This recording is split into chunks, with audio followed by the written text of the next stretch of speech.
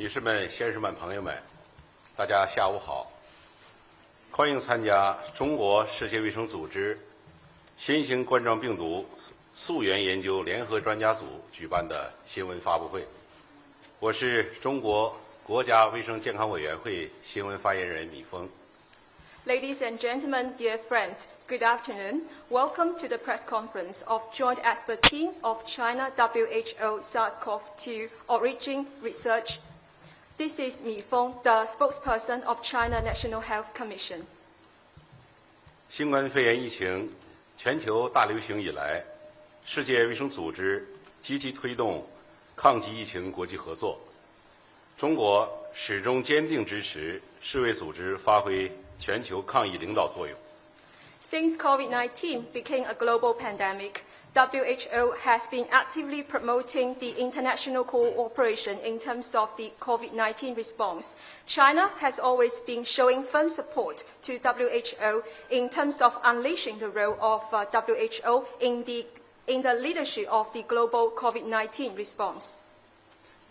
经双方协商一致，中国与世界卫生组织共同开展新冠病毒全球溯源研究中国部分工作。自2021年1月14日世卫组织国际专家抵达武汉以来，联合专家组从流行病学、分子学、动物与环境3方面入手，以视频会议、现场考察、座谈交流等形式开展系统研究。目前已按计划完成了在武汉的科学研究工作。With the consensus based on two-side negotiation, China and WHO have conducted joint research of the SARS-CoV-2 global source tracing, including the China part.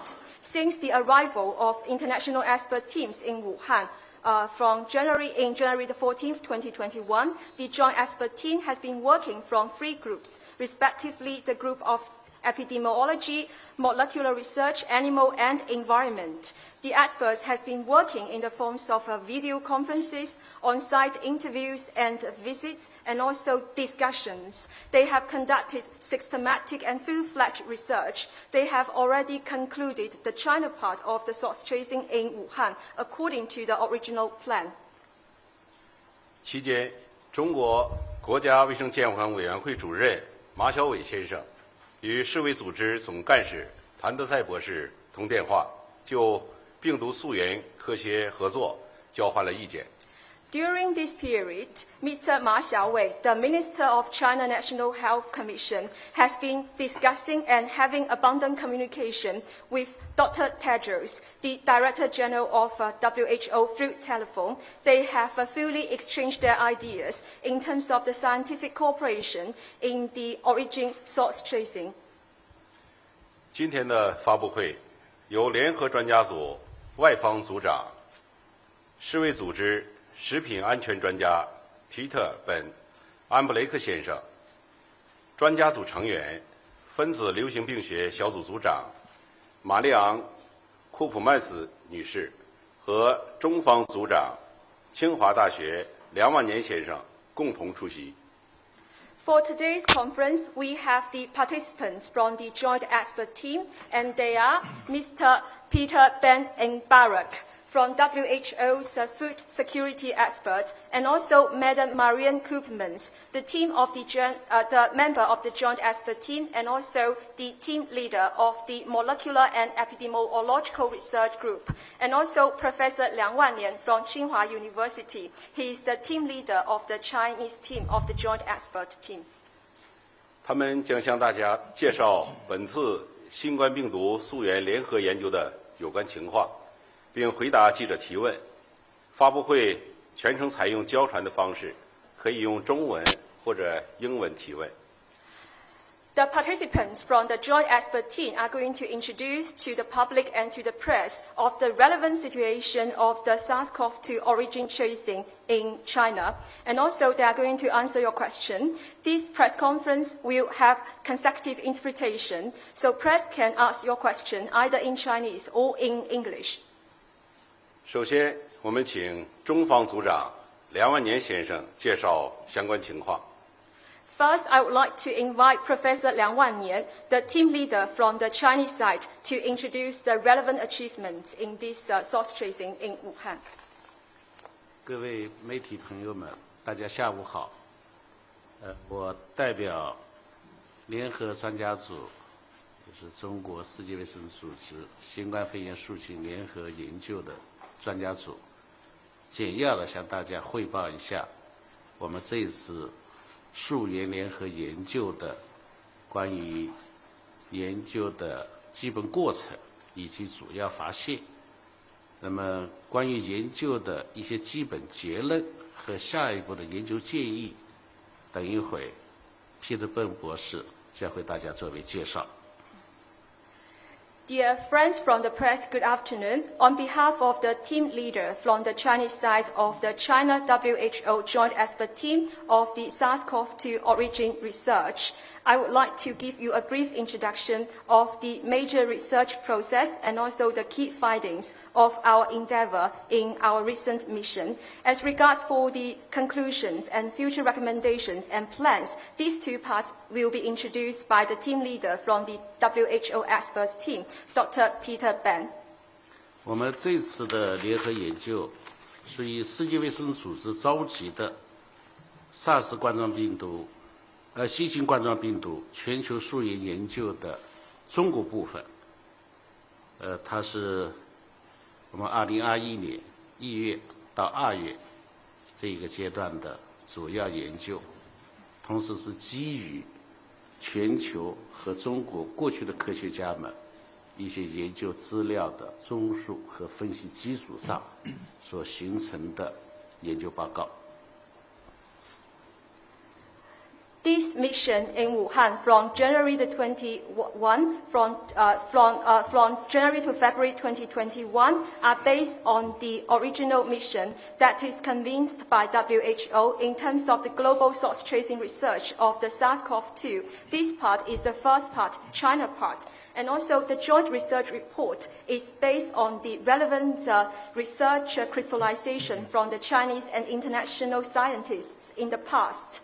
And also the literature review of the previous research and also the analysis will be also included in this joint report.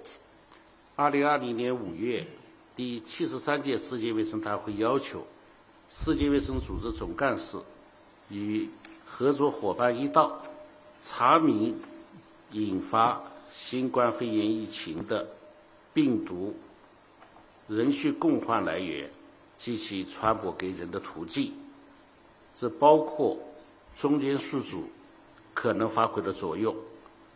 那么这种溯源的目的是预防动物和人类被该病毒再次感染，避免形成新的人畜共患的宿主，以及降低人畜共患疾病出现和传播的更大的风险。In May 2020, the World Health Assembly requested the Director General of the World Health Organization to work with the partners to identify zoonotic source of SARS-CoV-2, the causative virus of COVID-19, and the route of its introduction to the human population, including the possible role of the intermediate hosts.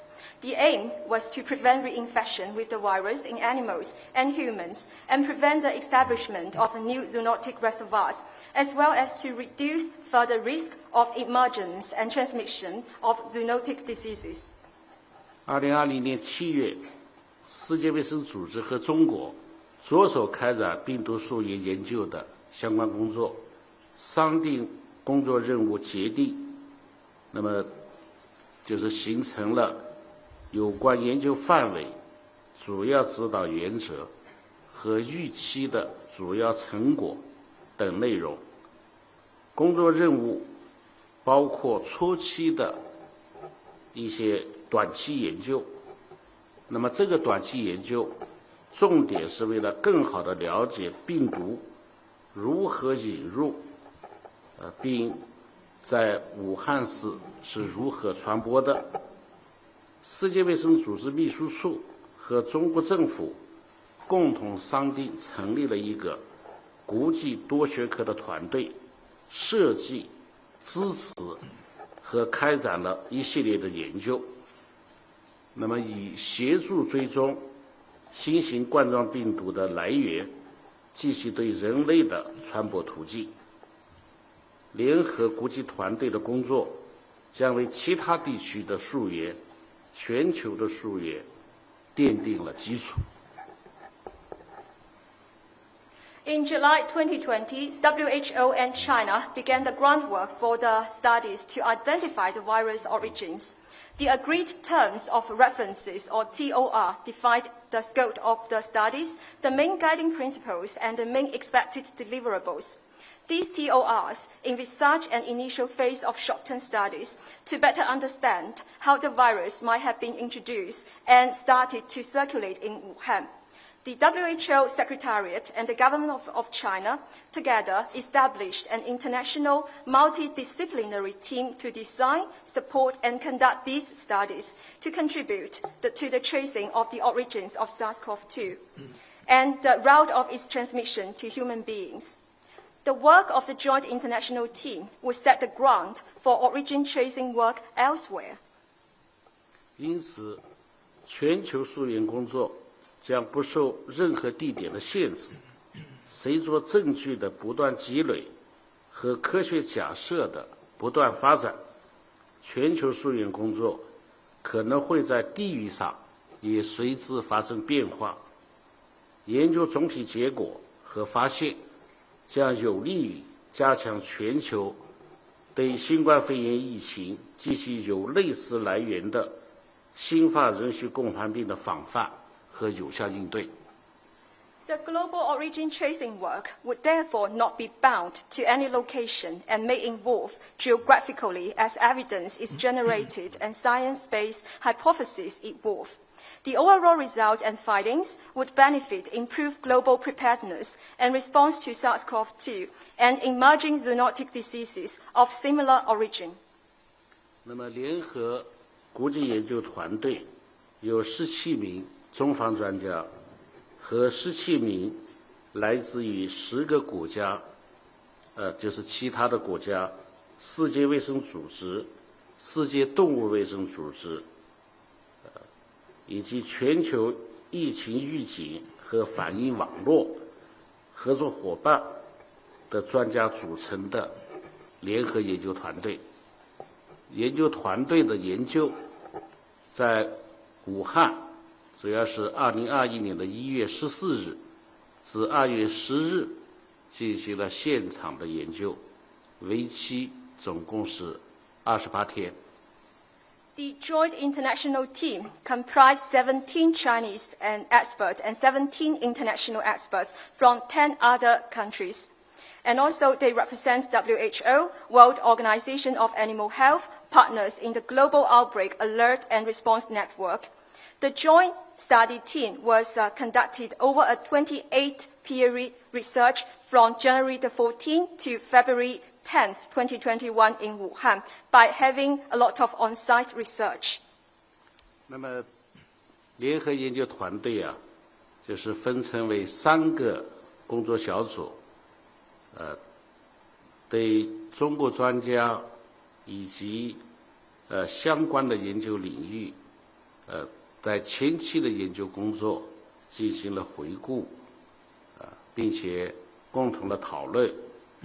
那么3个研究小组分别是流行病学小组、动物与环境溯源小组、分子流行病学和生物学溯源小组。The team, through its 3 working groups, reviewed the progress made by Chinese experts in phase 1 studies in the areas of the following 3 parts: epidemiology, animals and environment, and molecular epidemiology and bioinformatics. 那么，除了3个工作小组之外，我们的这个团队还听取了相关议题的一些详细介绍，那么并开展了一系列的现场访问和关键知情人的访谈。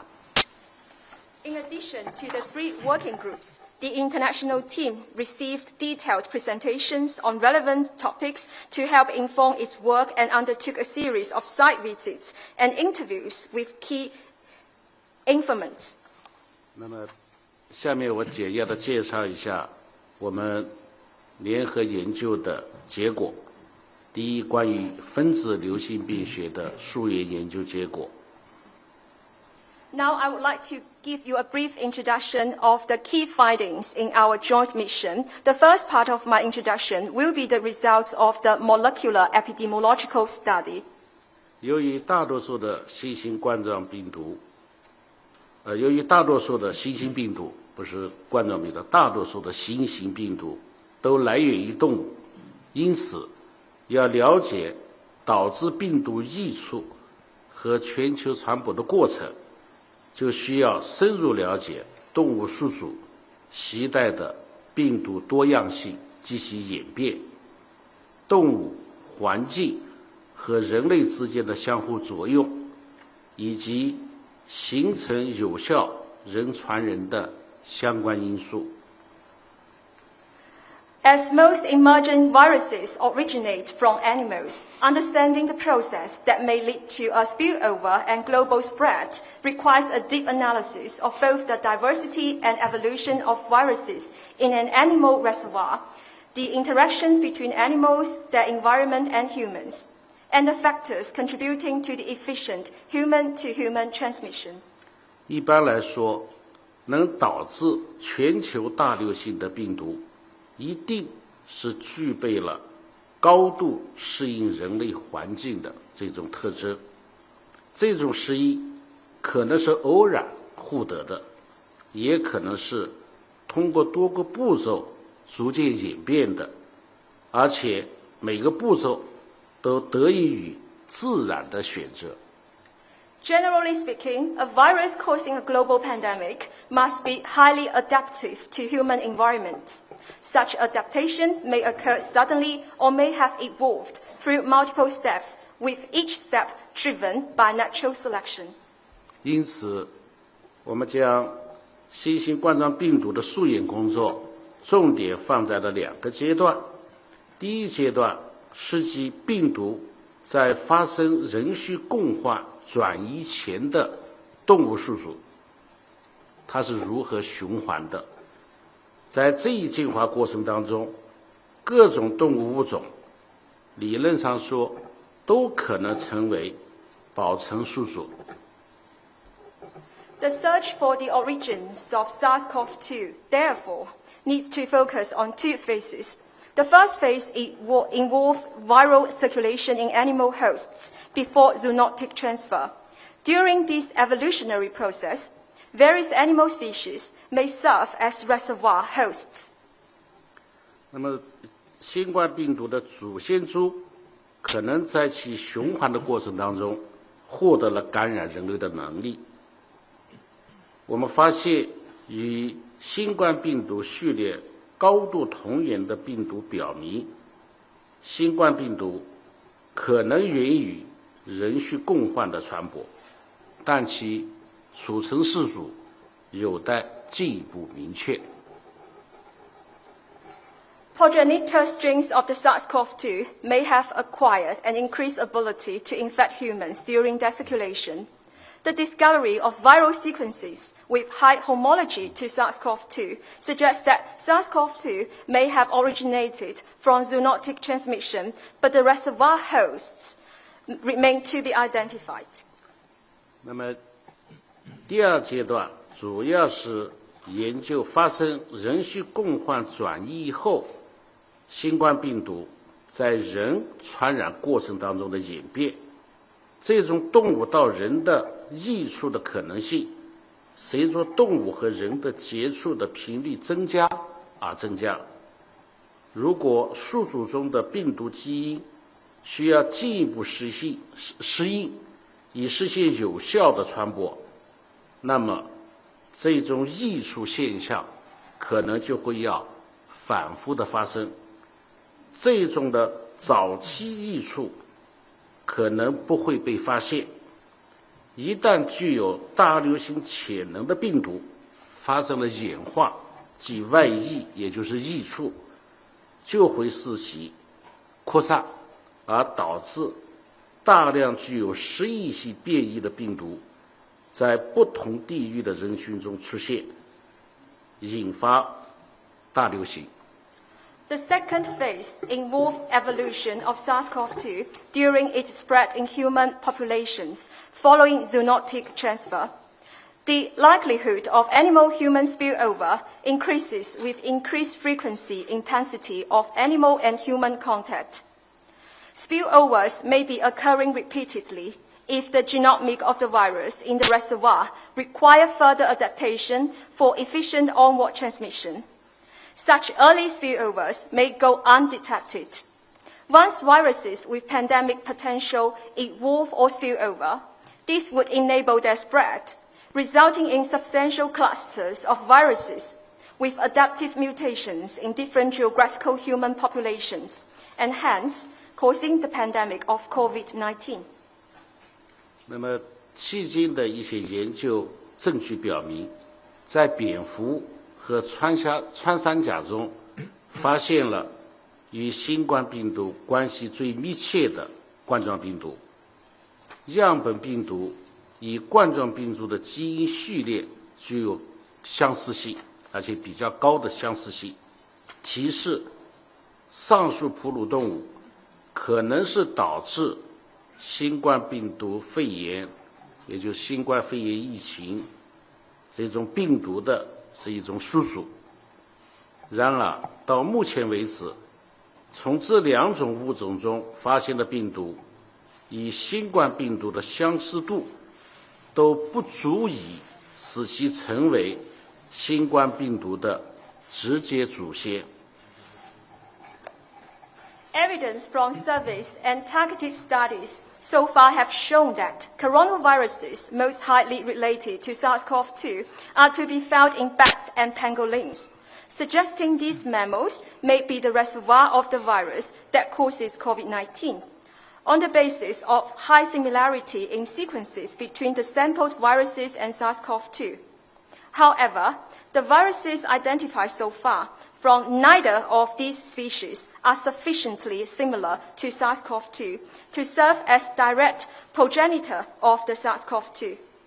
除了这些发现，水貂和猫对新冠病毒的高度易感性也表明，可能还有其他动物物种是潜在的宿主，比如说幼科和猫科类的动物，包括其他物种。那么将序列数据库中的数据与潜在宿主动物调查中的数据进行比较后，我们可以发现，这些可能的宿主物种的采用，也就是说在研究上还是有缺陷的，也是不足的。In addition to these findings, the high susceptibility of mink and cats to SARS-CoV-2 suggests that there may be additional species of animals, for example, those belonging to mustelid or feline family, as well as other species that act as potential reservoir. Comparison of the data from sequence databases with those from surveys of potential reservoir species show that these possible reservoirs are massively undersampled, or this research is not adequate enough. 那么，专家团队审查了通过中国国家生物信息中心在其包含所有可用的冠状病毒序列和原数据的综合数据库中所收集到的数据。The joint team reviewed the data collected through China National Center for Bioinformation in their integrated database, containing all the available coronavirus sequences and metadata.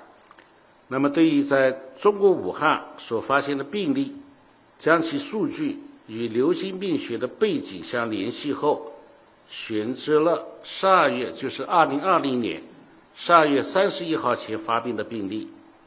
那么，分析研究结果显示，在暴露于华南市场的这个病例中，有几例病例的病毒基因组是相同的，这说明这些病例可能是母格聚集性病例群的一部分。For the cases detected in Wuhan, China, data was linked with the epidemiological background to select samples from cases with illness onset before December 31st.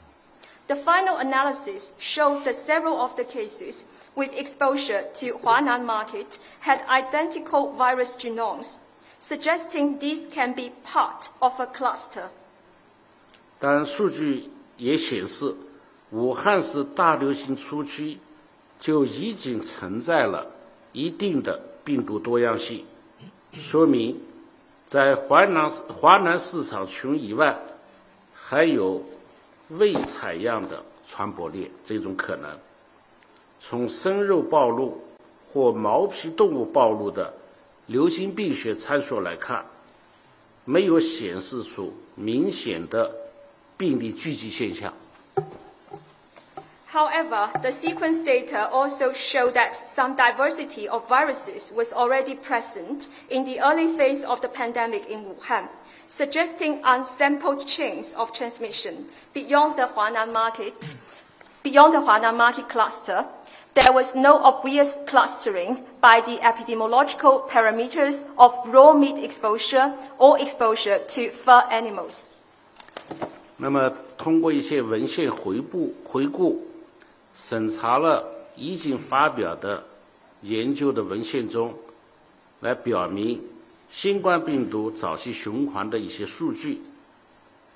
我们对不同国家的一些数据的研究发现，新冠病毒的循环可能比最初发现病例的时间早了几周，部分疑似阳性样本的检测时间，甚至呢是要早于这个一些相关的首发病例的报告。这也提示，不排除一些地区存在着漏诊的情况。Finally, according to the relevant literature review concerning the research on the data, it suggests that early circulation of SARS-CoV-2 from unpublished studies was also a very important part of our review. These studies from different countries suggest that SARS-CoV-2 circulation preceding the initial detection of cases by several weeks. Some of the suspected positive samples were detected even earlier than the first case reported. This indicates the possibility of the missed reported circulation in other regions. 那么这些所谓的漏诊是和这个疾病和病毒的特征是有紧密关联的。这是我们通过全球的一些相关数据的分析，所得出来的一个基本的判断。So this kind of omission of report of the cases or the underreporting of those kind of cases are highly related to the disease course and also the symptoms of those illness. So this is a basic judgment that we can achieve after the review of the global data and the relevant literature of the global research community. 关于流行病学溯源的一些结果，那么流感样疾病和严重急性呼吸道疾病监测，并结合适当的实验室确认，是衡量流感和其他呼吸道病毒对人群影响的标准的一些措施。为了确定新冠肺炎致病体在爆发前几个月对发病率可能产生的影响，研究团队对武汉的母医院类流感样病人的成人少年监测数据和湖北省母医院SARI监测数据进行了回顾。这个 SARI 就是严重急性呼吸道疾病的一个简称，进行了回顾。研究结果显示，2019年的下半年，武汉市未出现未被识别的一定规模的新冠肺炎病毒的循环。The second part of my introduction will be the source tracing work conducted by the epidemiological group. Surveillance of influenza-like illness, or ILI, and severe acute respiratory illness, SARI, with appropriate laboratory confirmation is a standard measure of the impact of influenza and other respiratory viruses in the community to determine the possible impact of mobility or the causative agent of COVID-19 in the month before the outbreak of COVID-19. Adult sentinel surveillance data from ILI from one hospital in Wuhan and SARI surveillance data from provincial hospital in Hubei province was reviewed. The full name for SARI is severe acute respiratory illness. The findings indicated that there is no substantial unrecognized circulation of SARS-CoV-2 in Wuhan during the latter part of 2019. 通过保存的实验室样本和其他资源的早期溯源工作，在对武汉市、湖北省其他地区及其他省份各医院保存的2019年下半年约4500余份的研究项目标本进行回顾性的检测，也未发现新型冠状病毒的存在。In retrospective testing of a convenient subset of stored samples of more than 4,500 research project samples from the second half of 2019 stored at various hospitals in Wuhan, the rest of Hubei province and other provinces, no SARS-CoV-2 was identified. 对零售药店的退热药、感冒药和咳嗽药购买量进行分析，未能提供新冠病毒早期社会活动的有用信息。Analysis of retail pharmacy for the purchase of the antipyretics, cold and cough medications have also been conducted, and it did not provide a useful indicator of early community SARS-CoV-2 activity. 2019年的7到12月期间，武汉市和湖北省除武汉外的其他城市，全死因和肺炎死亡监视数据未见死亡趋势出现意外波动的证据。And also during the period of July to December 2019, we have conducted review of the surveillance data on all-cause mortality and pneumonia-specific mortality from Wuhan city and the rest of the Hubei province. It produced little evidence of substantial unexpected fluctuations in mortality that might suggest the occurrence of the transmission of the SARS-CoV-2. 不能提示2019年12月份以前发生了新冠肺炎在人群中的传播，无足够的证据来确定2019年12月前武汉市就有 SARS 病毒的传播。There is no indication of the transmission of the SARS-CoV-2 in the population in the period before December 2019. There is not enough evidence either to determine whether SARS-CoV-2 infection had spread in Wuhan before December 2019. 那么，我们对武汉市233家医疗机构2019年10月1号至12月10号因4种疾病或者症状，这4种的疾病或症状包括发热、急性呼吸道疾病、流感样疾病和不明原因肺炎，因这4种之一的症状或者疾病到医疗机构就诊的患者共7万多份病例进行了认真的搜索。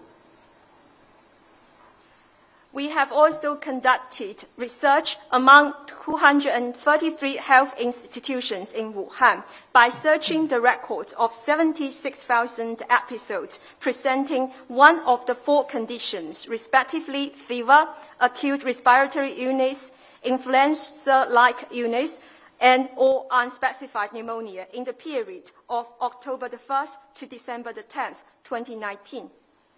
那么同时呢，采集了一些病人的血样，进行相关的抗体检测，结果就为阴性。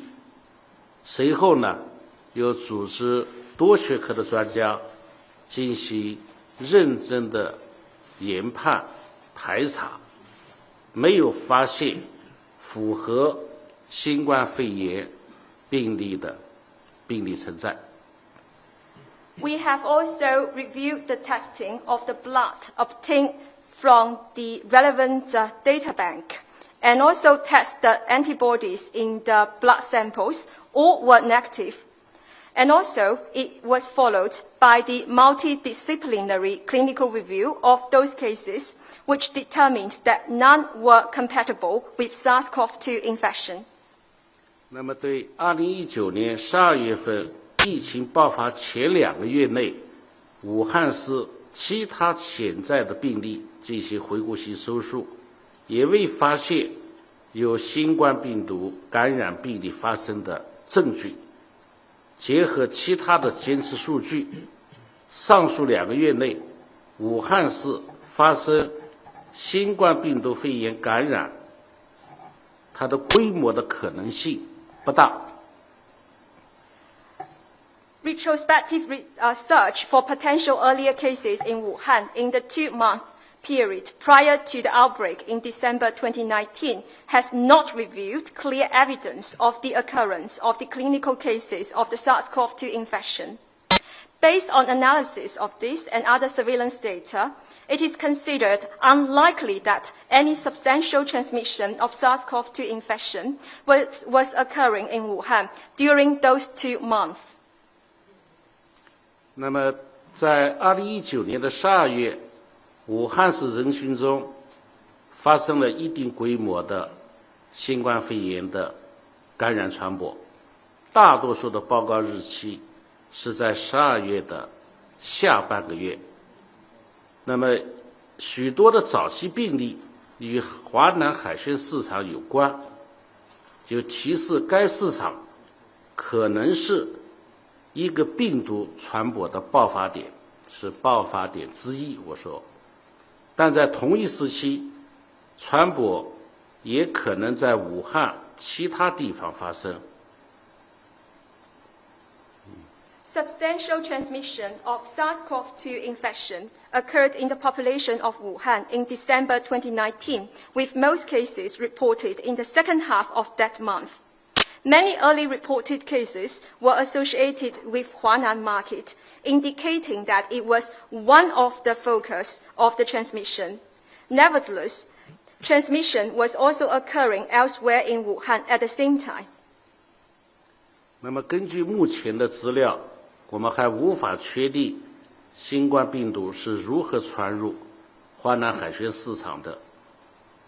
2019年12月，武汉市可能发生了感染的传播。这些 It is not possible on the basis of the current epidemiological information to determine how the SARS-CoV-2 was introduced into the Huanan market. Substantial transmission of SARS-CoV-2 infection occurred among the population of Wuhan in December 2019. 那么鉴于部分的早期病例与华南海鲜市场有关，也有部分病例与其他市场有关，还有部分病例与任何的一个市场都没有关系，所以我们初步的判定，华南海鲜市场很可能是一个病毒传播的爆发点，但同时，武汉其他地方似乎也有可能存在着传播现象。根据目前的资料，无法来判定这个病毒是如何引入华南市场或其他市场的。While some of the early cases had an association with the Huanan seafood market, Others were associated with other markets, and other cases have no market association at all. It is likely that Huanan seafood market acted as a focus for transmission of the virus. But there are also transmission appearing to have the occurrence elsewhere in Wuhan at the same time. This is our basic judgment.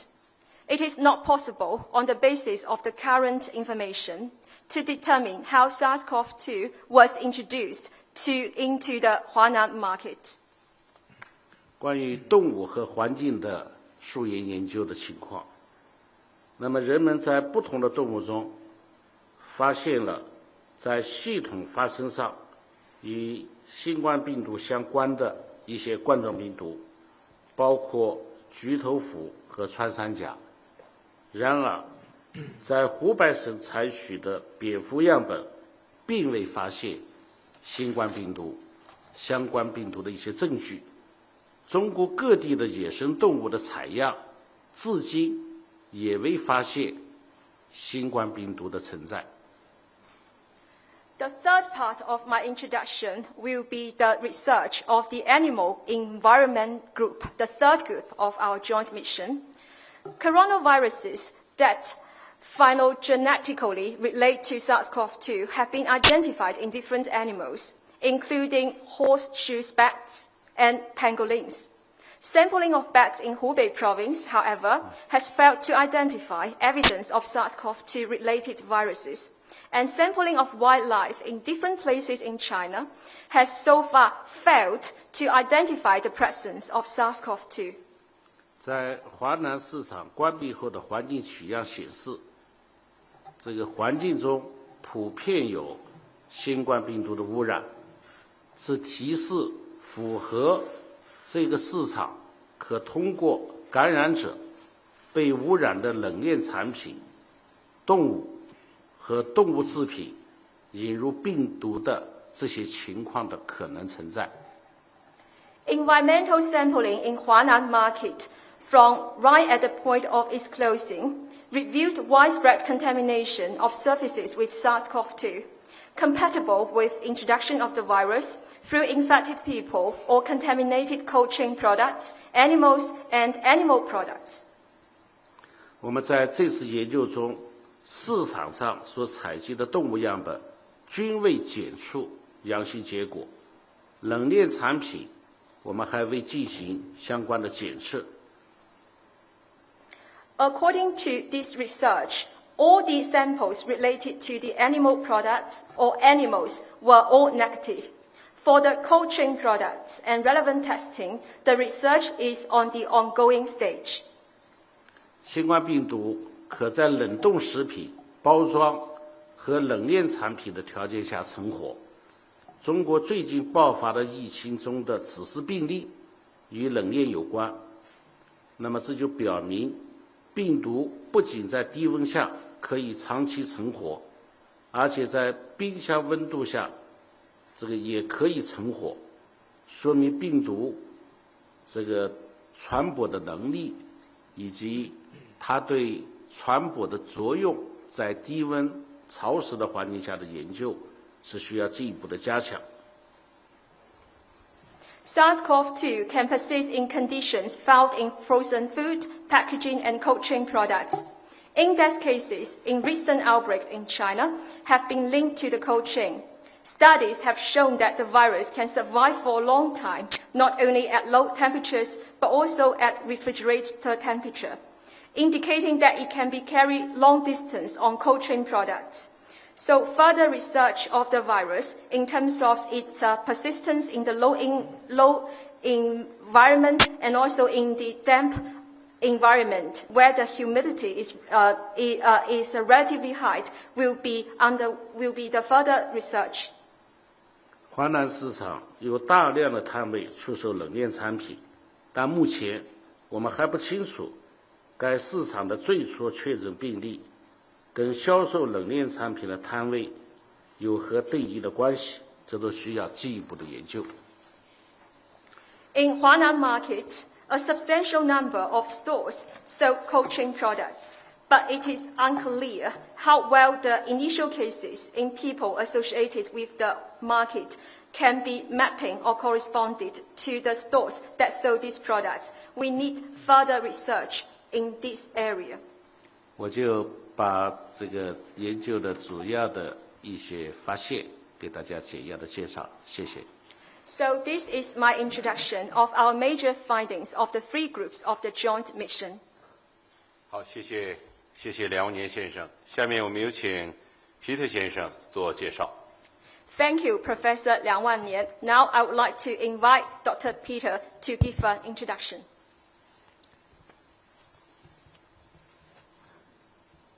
Thank you, Dr. Mifang and Professor Wannian for the introduction and for presenting our findings and also how we have conducted our work. 感谢米峰先生以及万年教授给我们进行了简要的介绍，并且介绍了我们在工作当中的初步发现以及我们怎么样开展的工作。I'm here this afternoon with Marion Koopmans from the Erasmus Center in the Netherlands. She's one of the member of the international team that came here a month ago, together with colleagues from WHO and OIE. And she'll represent here the entire team who unfortunately cannot sit with us in the room. And we will share a question later on together. 今天下午呢，跟我一起坐在主席台上的是马瑞尔·库普曼斯教授，他是伊拉斯木大学医学院病毒学系的教授，他是我们国际团队的成员之一。那么我们这个团队呢，也包括来自世卫组织以及世界动物卫生组织等等相关机构的这个专家。我们这个团队1个月之前到达了中国，开展了相关的工作。很遗憾，就是我们的团队呢没有办法今天一起跟我们在这个新闻发布会的房间里，但是我们1个月来一直一起开展合作。And I would like to start by thanking you, you who are here in the room today, and those joining us remotely. We have followed many of you in the past few weeks, and I would like to salute those who we have seen every day following us on cold days for long hours in the rain and bad weather, and really we thank you for following us. It has provided us with constant reminding of the importance of this work and the focus that the whole world is putting on this work. So thank you for following us. 我也要感谢在现场以及在线参加今天发布会的朋友们，那么也是要向大家表示致敬，因为在过去的一段时间里面，我知道大家都非常的关注我们的工作，包括常常要加班在这里关注我们的一些这个活动，而且呢有的时候天气也不好，比如说下雨啊，你们也都一直在跟随着我们，那么你们跟随在我们身后，时刻提醒着我们开展的工作是多么的重要，是有很多人关注的。And the international team would like to recognize the impact of the epidemic on Wuhan, on the city of Wuhan, from the individuals affected, the communities affected, both from the governments, the officials, the scientists and the health workers in particular who fought the disease last year. And here in particular, thank and commend the engagement of my colleague, Professor Wannian, who spent several months here last year on the front line. Thank you for that, Professor Wannian. 我们这个国际团队呢，是想了解武汉的疫情对所产生的影响，包括从个人、从社区、从政府官员、科学家以及医务工作者的角度去看一看这个疫情所产生的影响。那么还有在这里我要感谢万年教授在过去的几个月里面一直跟我们进行合作，谢谢。So you have heard the many findings that we have detected out of our studies and work in the past few weeks, and they will be detailed, of course, in the report of this mission that will be released later on. I would like to concentrate on some of our key conclusions from these findings. And we came here with two goals, two objectives. One was to try to get a better understanding of what happened at the beginning of the event in December 2019. This was the starting point for our work, but also the starting point of the initial outbreak. So we've focused on trying to understand what happened during that period and try to see if that period had a previous history. Could we move the history of the start of the outbreak further down the line in earlier weeks of 2019? And then, in parallel, we also embarked on trying to understand how it happened. How did the virus emerge and at some point jumped and was introduced in the human population? So these were the two broad, large objectives we had, and all our studies and work and discussion and visits were trying to get better understanding of these two pictures.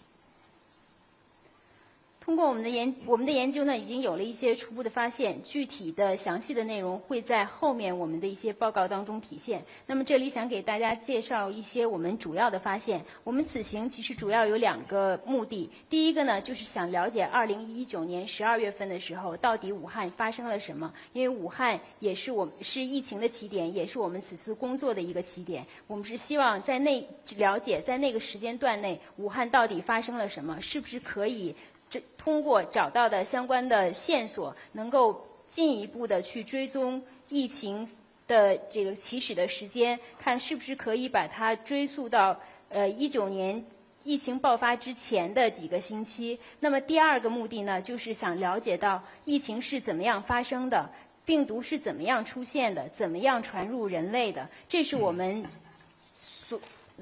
这是我们要实现的2个目标，所以我们的一些实地考察、一些讨论还有研究，主要是围绕着这2个问题开展的。So in terms of understanding what happened in the early days in December 2019, did we change dramatically the picture we had beforehand? I don't think so. Did we improve our understanding? Did we add details to that story? Absolutely. And you heard some of the key findings from Professor Wang Yan on this picture. 那么我们此行是希望能够了解2019年12月初期的疫情初期的时候一些情况。那么如果你要问我们此行是不是改变了整个的对于疫情的了解，当然不是。但是我们此行确实是加深了对于一些细节、对于一些具体的情况的了解和认识。当然，刚才万年教授也给大家介绍了我们研究的一些主要发现。In trying to understand the picture of December 2019, we embarked on a very detailed and profound search for other cases that may have been missed, cases earlier on in 2019.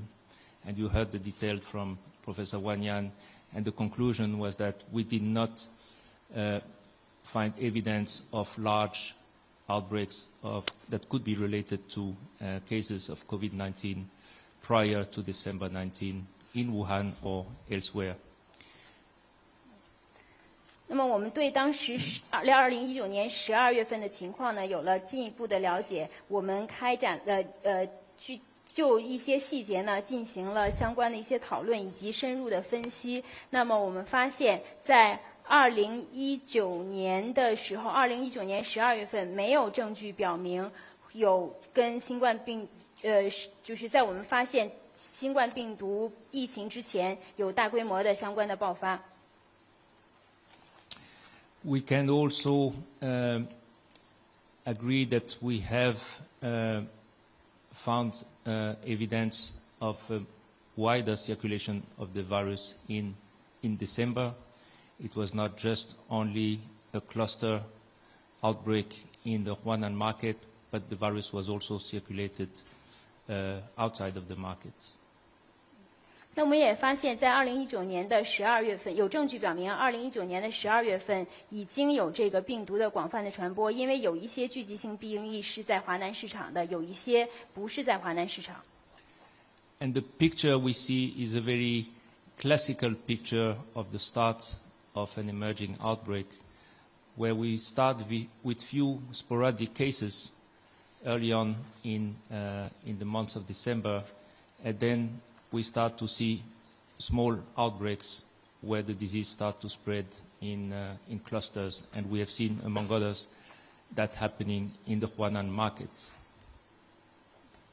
那么这样的一个情况呢，是比较典型的疫情爆发的这样的情况。一开始在12月初的时候，可能是有少期的病例，然后呢会出现聚集型的病例，包括在华南市场以及其他的地方。And these early clusters are usually, and also in this case, the way one detects the first cases, the first sign of this emerging disease. And that's what happened during the months of December 2019. 那么一般呢，是因为有了这样聚集型的病例，才是给我们传递了一个讯号，就是有了这样的一个疫情的爆发。这个时间是2019年的12月份。And when mapping all the initial cases over time throughout December, combining that with location and mapping of some of them in the markets, in different parts of the market, and combining that with genetic sequences and genetic information from some of these cases, we could see that picture becoming more and more clear of a spread within the market and spread outside the market. Initially very few cases, and then more and more cases as we moved into January 2020.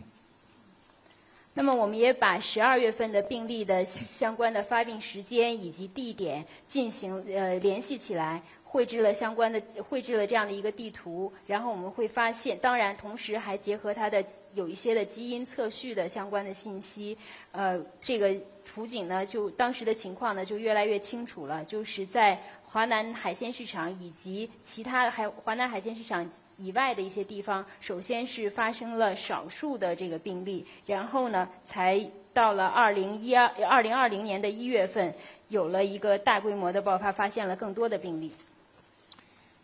And the data and the information we got from the very large amount of looking retrospectively through different studies of mortality data, of surveillance disease data, etc., and also reanalyzing a large number of the initial genetic sequences identified in the early days of the event and early January. All these data fit perfectly and very well in comforting us in the picture I just described. 我们也收集了大量的信息和数据，进行了回顾性的研究，包括死亡率的数据、疾病监测数据，并且对早期1月份的一些基因序列进行了再次的分析。这些证据都表明，当时是发生了我刚才描述的那样的一个情况。Then we embarked on trying to better understand how the virus was introduced in Wuhan and where it came from. 然后我们就开始希望更多的来了解这个病毒是怎么样引入武汉的，是来自哪里的。All the work that has been done on the virus and trying to identify its origin continue to point towards a natural reservoir of this virus and similar viruses in bat population.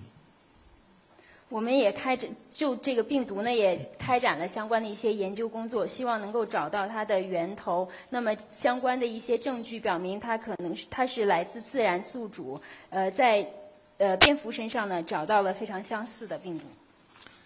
But since Wuhan is not a city or an environment close to these bat environments, direct jump from bats to the city of Wuhan is not very likely, and therefore we have tried to find what other animal species were introduced and moving in and out of the city that could have potentially introduced or contribute to introduce the virus, in particular in the Wuhan market. 但是武汉呢，并不是在蝙蝠的这样的就蝙蝠比较多的这样的一个环境，或者说不是离这个环境比较近，所以不太可能是在武汉直接发生由蝙蝠传人。但是在武汉呢，也有一些其他的动物，也可能是通过其他的动物来这个病毒呢才引入进人类。那么也许是跟华南市场有关。The market was dealing primarily with frozen product, in particular frozen animal product, and mainly seafood. But there were also vendors selling products from domesticated wildlife, farmed wild animals and their products. 华南海鲜市场呢，主要是售卖冷冻的动物产品，也有一些海鲜。当然，华南市场海鲜市场里面有一些商贩也售卖养殖的野生动物的产品。So the joint team in their studies have identified the vendors who were trading these type of products, identified the suppliers of these vendors, identified the farms from where these products were coming from, and they were coming from different parts of the country, and some of the products were also imported products, of course. So there is the potential to continue to follow this lead and further look at the supply chain and the animals that were supplied to the market in frozen and other processed and semi-processed form or raw form. 对，联合团队呢也发现了交易这样就是售卖这些产品的一些商贩，以及这些商贩的上游的供货商国各地。些呢还有是进口的产品，所以未来呢，我们可能要进一步的去追踪，在供应链上呢开展一些研究。There was also a large amount of testing for the coronavirus responsible for COVID-19 in many different animal species throughout the country in large number of samples of both domestic animals, farmed animals, wild animals, in many different provinces. And through these studies, it has not been possible to pinpoint any animal species as a potential reservoir for this disease, and they indicate that currently and also back in 2019, it doesn't look like there was wide circulation of the virus in any animal species in the country. 也对于具体的一些动物的物种进行了新冠病毒的抽样和检测，包括一些养殖场的动物、一些一些野生动物等等。那么从现在来看呢，现在的证据来看呢，现在以及2019年没有新冠病毒没有在这个中国的动物中有广泛传播。So the search for the possible route of introduction of the virus through different animal species and the specific reservoir are still work in progress. So what we did after looking at our findings and combining the information that we could extract from this finding, and we then sat down and told ourselves, okay, the next step is let's look at the future. What are these conclusions telling us, and how are we going to move forward in our search for the start of the story? So we look at all the possible pathways for the introduction of the virus into the human population. And you will have the details in the report, but it's basically a very simple illustration of different pathways coming from wild animals into different environments where human and animals and products can interact. 我们也进行了具体的希望呢能够搜寻到从不同的物种通过不同的路径来引入人类的这样的机制，还想希望呢能够了解这个病毒它的一些触主或者宿主是哪些动物。那么基于我们现在的一些主要的发现，我们也列出了下一步的一些计划或者是建议，也就是未来我们要开展怎样的工作能够帮助我们回答这些问题。我们在考虑病毒传入人类或者病毒引入人类可能会遵循哪些路径。最终的这个报告当中呢，会对这个问题是有详细的描述。这里呢，我给大家展示了一个图，我们是用图示的方式给大家展示出病毒引入人类的不同的路径，包括野生动物可能通过环境、通过人、通过中间宿主来引入。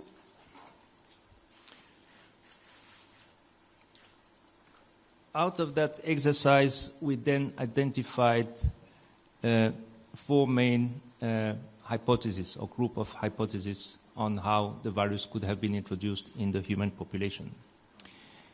And we decided to take that approach to really cover all the possible pathways, initially without any value and without any assessment or judgment, but purely to make sure that we would cover all the possible pathway for the introduction of the virus in the human population. 然后呢，我们就形成了关于病毒引入人类的4个假说。那么我们是希望呢，能把所有可能的可能这个路径列出来，先不设任何的预判或者判断，把可能的路径先都列出来。Once we identify these 4 key hypotheses, we also did a literature search to make sure that we would not have missed some valuable options that others could have come up with. And then we sat down and went through these different hypotheses one by one and assessed their likelihood by putting forward arguments for and arguments against such hypotheses, and then assessing the likelihood of each of them in a systematic way, in a rational way, using scientific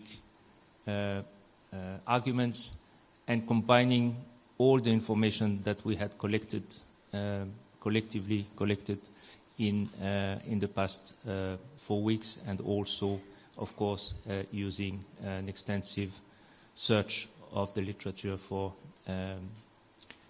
useful scientific arguments. 我们在列出了这4个假说之后呢，又开展了进一步的研究，来确保我们把所有的可能性都穷尽了，而不会落下一些其他的可能性。那么在列出了这个假说之后呢，我们就坐下来一个一个假说的去研究，看看它有多大的发生的可能性。那么在这个过程当中，我们是列出了支持这种假说和反对这种假说的论据，然后进行评估。在这个过程中，我们遵循的是系统性的理性的方式，运用的科学的论据，基于我们现有的已经收集的大量的信息，这些信息包括过去4周里面我们收集的一些信息和数据，也包括我们进行了大量的文献的阅读和这个综述。So the 4 main hypotheses that we identified and evaluated are first a direct zoonotic spillover, that is a direct transmission from an animal reservoir or an animal species into the human population. So a direct jump from an animal to a human. 我们列出了这4个假说如下：第一呢是直接的宿主的直接的这个自然宿主的溢出，也就是说这个病毒直接从动物传人。The second hypothesis was through the introduction of the virus through an intermediary host species, meaning another animal species potentially closer to humans, where the virus can potentially adapt or circulate and then again jump to humans. 第二个假说呢，是通过中间宿主而将病毒引入了人类，也就是说，这个病毒呢是先感染了离人距离比较近的一种动物，在这种动物中呢传播，然后感染了人。The third one was the food chain, in particular, meaning the potential for food, frozen products in particular, acting as a surface for the transmission of the virus into the human population and or a food-related route of transmission. 第三种假说呢，是通过食物链，也就是通过食物，特别是冷冻的食物。那么这样的食物呢，作为一个引入或者是人感染病毒的一个界面，或者是造成了跟食物相关的这样的病毒感染。And the last one was the possibility of a laboratory-related incident. 最后一个假说呢，是实验室事故。As I said, we took a systematic approach to look at all these hypotheses, putting arguments for and against, and assessing the likelihood using a standardized set of parameters. And each of them was then used to help us prioritize future research in a useful direction to help us continue our way forward into a better understanding the virus origin. 刚才我也讲到，我们是运用系统性的方式对这4种假说进行了评估，看了它的支持它的一些论据以及反对的论据，然后通过标准化的参数来评估每一种假说它的可能性。那么根据评估的结果呢，可以帮助我们去制定下一步的研究计划，看看在下一步哪些方面的研究是更为重要的。Our initial findings suggest that the introduction through an intermediary host species is the most likely pathways and one that will require more studies and more specific targeted research. 在我们的发现中，我们觉得通过中间宿主病毒通过中间宿主引入人类是最可能的一种路径，因此这就要求我们未来应该在这方面开展更多的研究，更具体的、更有针对性的研究。Similarly, and connected to this hypothesis is also the one including the possibility of transmission through the trade of frozen cold chain products. 同样，通过冷冻的这个产品感染病毒，或者是病毒引入人类，这也是非常可能的。And there we are making the difference between the introduction of the virus into the human population and the possibility of the circulation of the virus through long distance and through different settings, or the introduction of the virus into a particular setting, like a market, for example. 然后在这个假说当中，我们还进行了区分，一个是病毒传入人类，或者说病毒引入人类；第二种呢是这个病毒通过长距离的运输通过长距离的运输，在某一种场景下进行传播，比如说在市场。Then the hypothesis of a direct spillover from an original animal source into the human population is also a possible pathway and is also generating recommendation for future studies.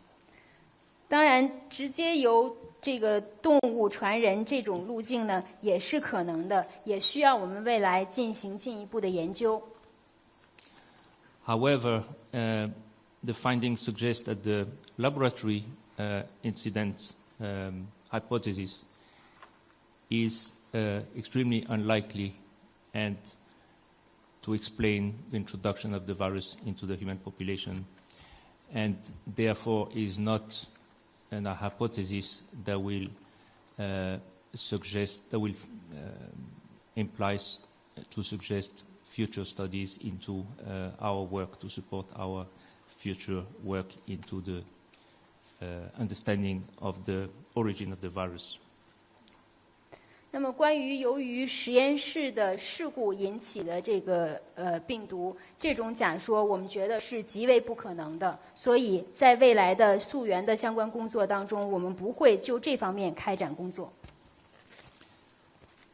So this discussion on the different hypotheses and how they will help us direct our future studies was extremely helpful. And we have been able to then develop a series of recommendations for future studies, future work, in line with the plan we had outlined last July in the terms of reference for how we would go about understanding the origin of the virus and what type of sequence in the studies that would be needed was developed. So the plan we developed in July 2020 is still valid. It has been extremely helpful in guiding our work, and the recommendations we are making at the end of these missions are in line with that approach. 我们关于假说的一些讨论，可以帮助我们对未来的研究提出相关的建议。那么这些研究，关于未来的研究，我们提出这些建议是和7月份我们形成的任务大纲以及相关的计划是一致的，是相符的。在7月份的任务大纲当中，我们也明确了怎么样来开展工作，了解病毒的源头，以及各项工作应该以什么样的顺序来开展。我想我们这一次的工作提出的建议是以2020年7月份我们制定的那份计划为指导的。So we have identified and will propose in our report a large number of valuable recommendations and ideas for future studies, but here I would just mention some of the key studies and key recommendations we are making. 在我们的报告当中提出了大量的关于未来研究的一些建议，在这里呢，今天我会给大家介绍一下一些关键的未来的研究建议。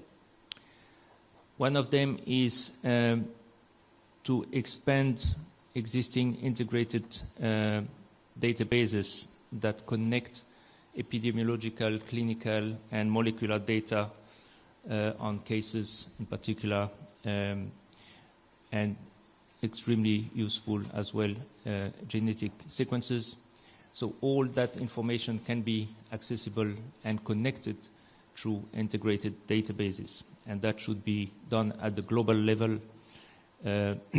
to facilitate the analysis and connection of data coming from different parts of the world in helping us understanding better and connecting better all the data and information that comes from many of these research projects. 第一个建议呢，就是我们要扩大统一的数据库，包括分子、临床以及流行病学的相关的数据。那么这个数据库应该是全球性的，还要包括相关的基因序列的这个数据。这样的话，使我们能够更好地将全球的数据联系起来。And that will, of course, also include data from animal surveys, from environmental surveys, and enable us to integrate all this information and make the best use of many of our studies.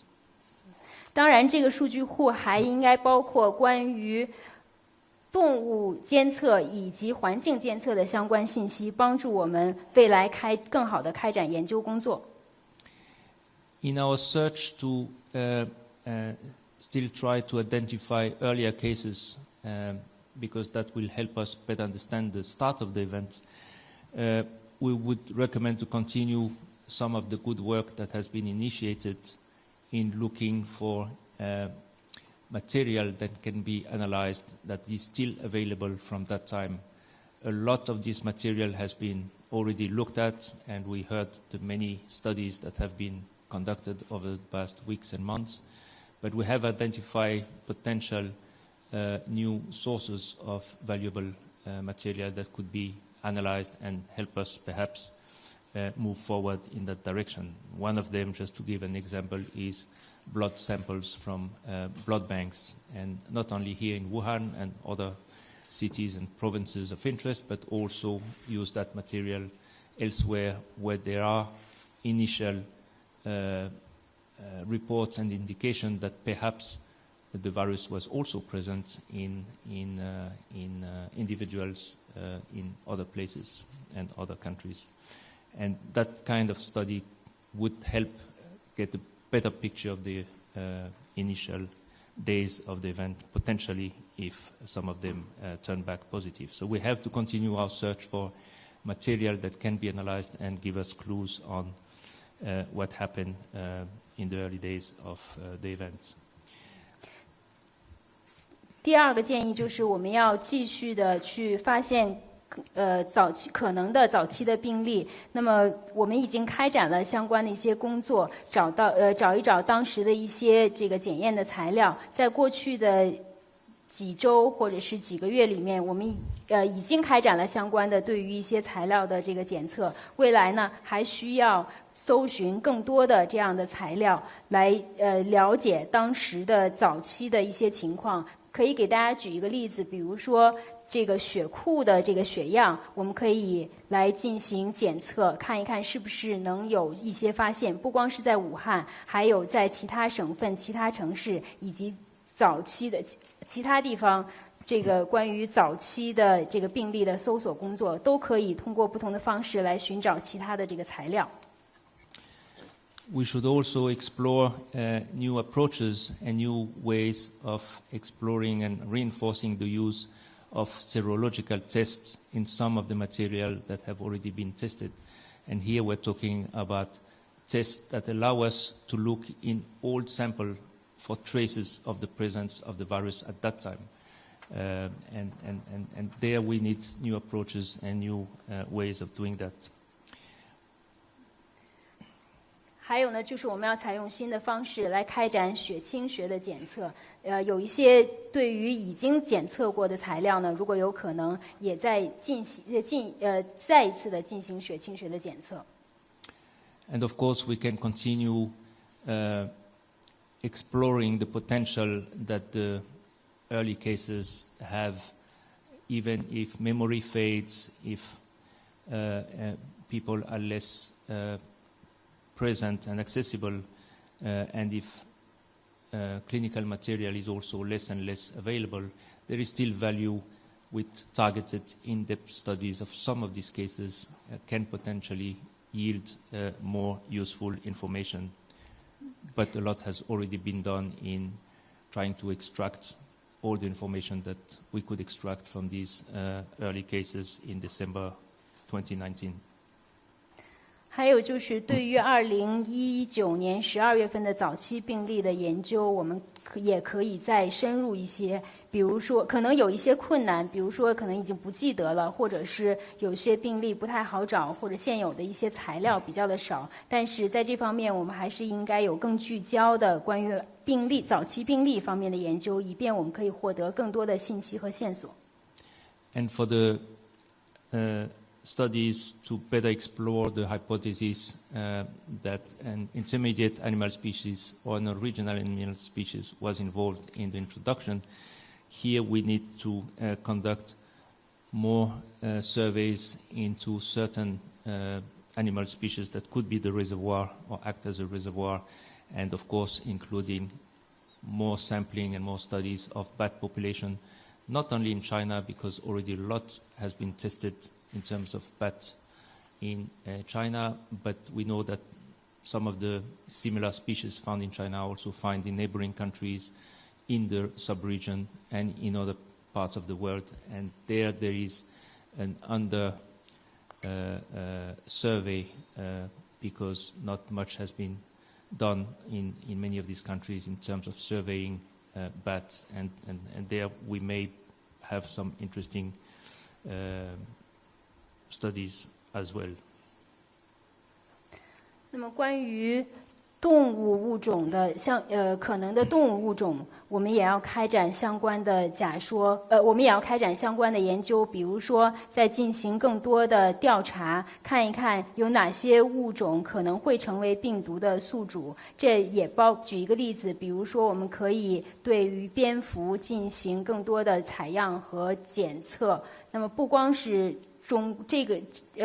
在中国，因为中国在这方面已经开展了大量的工作，有一些蝙蝠的物种不只是在中国，在中国的邻国以及世界上其他的国家也是有的。那么在这些很多地方呢，在这方面的研究和采样是不足的，所以未来我们也可以在这方面开展研究。We also have to do much more into understanding the possible role of the cold chain, frozen products, in the introduction of the virus and over a distance.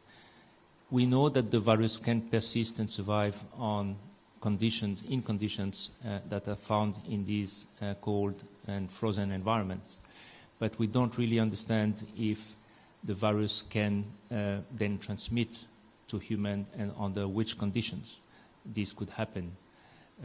It would be interesting to explore if a frozen wild animal that was infected could be a potential vehicle for the introduction of the virus or other viruses into market environments where we know that the temperature, the humidity, the environments could be conducive to a rapid spread of the virus in such environments. So a lot of work needs to be done to better understand these interesting pathways. 还有我们要进一步的了解冷链以及冷冻食品在这个过程当中所发挥的作用。我们都知道，在冷冻的这个条件下，病毒是可以存活一段时间的。但是究竟在什么样的条件下会实现病毒对于人的病毒会感染人？还有就是，比如说感染了病毒的冷冻的食品是通过什么样？通过一定的载体污染了环境，比如说像市场这样的环境，湿度和温度可能都会有助于病毒的传播。在这方面，我们要开展更多的工作，来了解具体的情况。We should also look further back in tracing the source of the products and the source of the animal products in particular that were in Wuhan market in December 19, and go back and see if we can find products that were produced at that time and that are still available, to also look at the suppliers to these vendors in the market, see if we can go further back in terms of identify interesting clues in the farming environments, in the species being raised in these farms and where they were potentially coming from before that. So that's another areas worth exploring. 还有就是我们要追踪一些动物产品的来源，尤其是这个2019年12月份华南海鲜市场售卖的一些动物产品的来源。那么要调查一下这些动物产品现在还有没有留样，或者有没有样品保存。从以这个为基础呢，再追寻到上游的市场的一些商贩以及上游的一些供应商，看看是不是在这样的调查当中能够发现一些线索，了解在养殖场的相关的环境，以及是不是有病毒，以及这个养殖场附近是不是有可能的病毒的来源。What was important for us when we developed our hypothesis was to make sure that they were not geographically bound, because since the beginning we have taken an open approach in terms of not limiting ourselves in this manner. One of the clear reasons is that a possible pass from whatever original animal species all the way through the Wuhan market could have taken a very long and convoluted path involving also movements across borders, travels, etc., before arriving in the Wuhan market.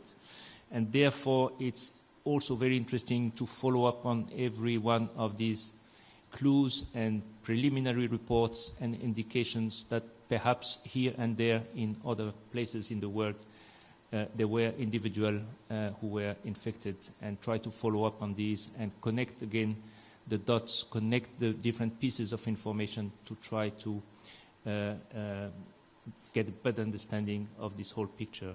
And again, not limiting ourselves to any preconceived ideas and just following all the leads, following the science, following well-designed and conducted studies. 我想说的是，这些假说呢是没有地理限制的。我们从一开始就是秉承着比较开放的这样的方法，因为病毒的传入，病毒从动物传入到人，一直甚至到华南海鲜市场疫情的爆发，可能经历了很长时间，也可能是有长距离的这样的移动，包括跨境的这样的这个活动。所以说，我们是需要了解各个方面的一些线索，以及我们初步的发现，不局限于某一地，而是要关注世界各地相关的受到影响的人。那么把这些收集到的一些各类的这个信息能够聚集在一块儿，会帮助我们更好的来了解当时的情况。我们是需要以科学的方式来开展这项工作。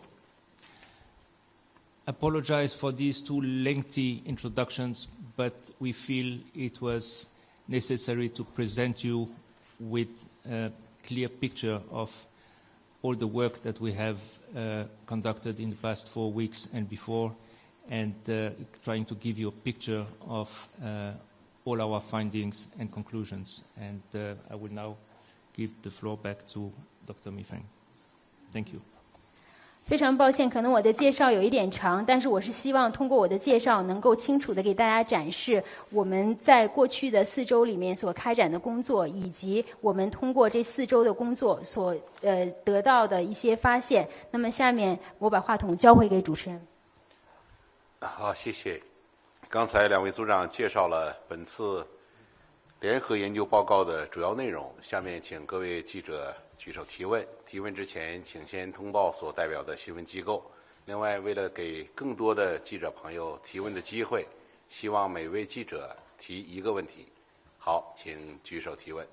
Thank you, Dr. Peter. Just now we have listen to the introduction from the team leaders from both sides. They have been introducing the major content and highlights of the joint report. Now we would like to take your questions. Before you raise your question, please introduce yourself by telling us which news agency you are with, in order to provide more chances to different journalists. 1 question from 1 journalist, please. Thank you. Now we are glad to take your question. 好，第1个问题，我们来请左侧区第4排第3位男记者。Hello there. My name is Josh Horwitz. I'm a reporter with Thomson Reuters in Shanghai. I'd like to see if we could drill down with a bit more specificity about the likelihood for these hypotheses that were presented.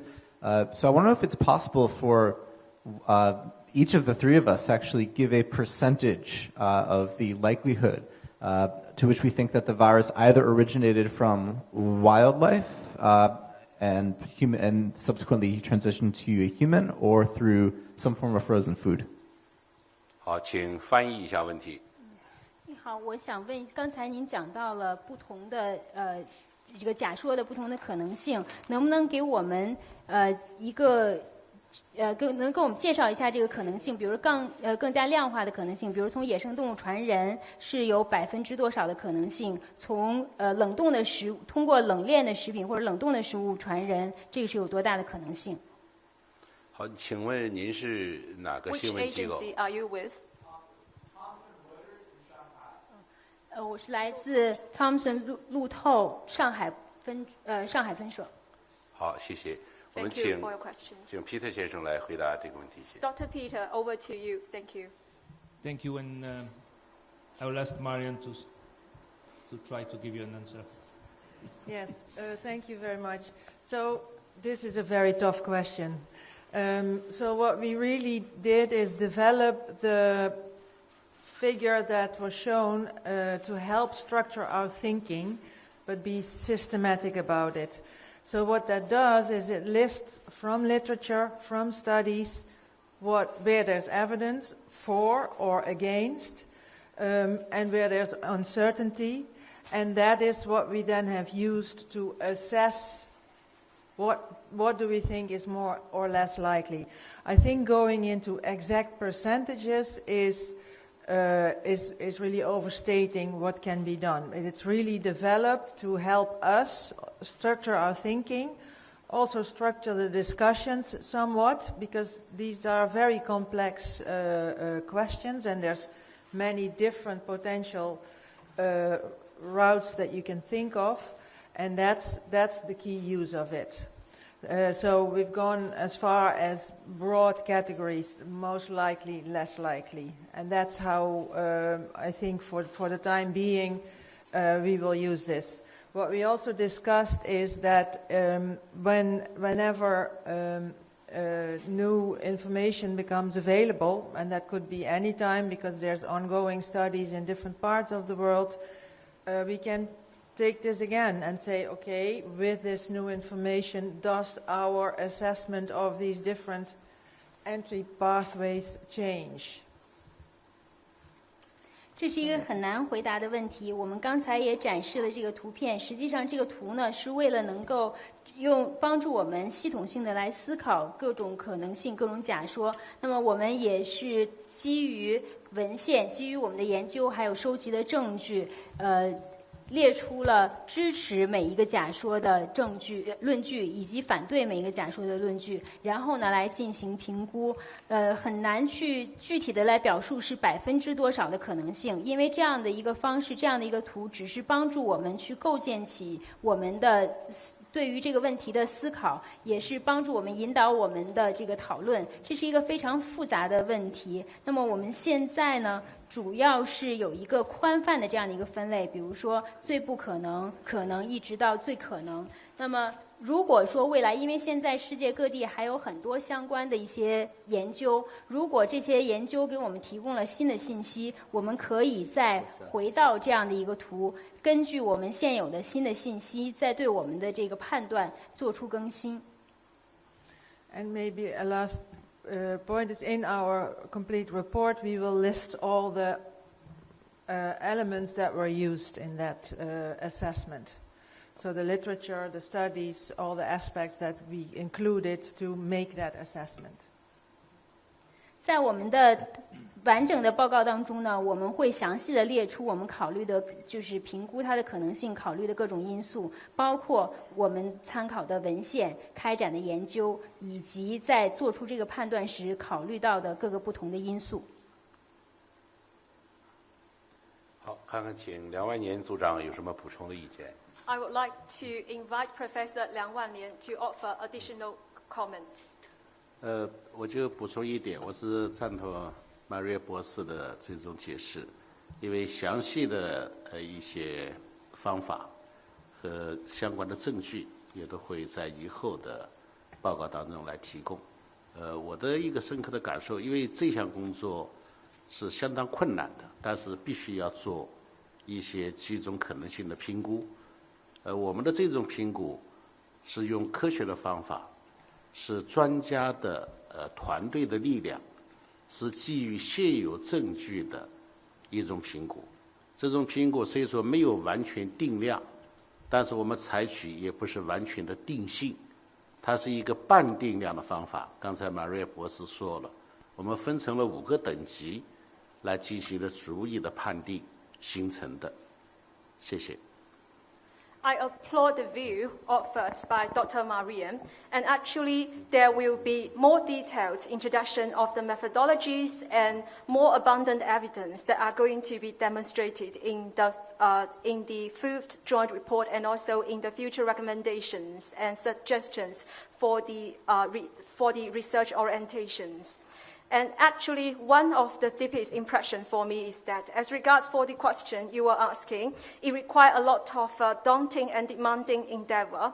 We have tried our best to provide an evaluation of the possible hypotheses and also other kinds of the possibilities in a scientific way by unleashing the joint wisdoms from the experts of the two sides based on the existing available evidence. This is the teamwork.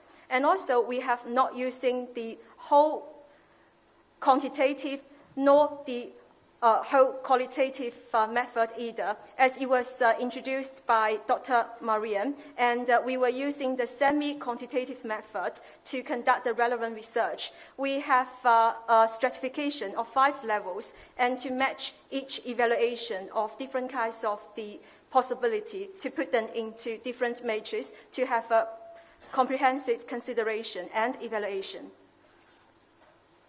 好，请继续提问。 Next question, please. 好，我们请右侧区第一排，是靠边这位女记者。谢谢，我是中央广播电视总台 CGTN 记者。我的问题是，华南海鲜市场是否是武汉新冠疫情爆发的源头？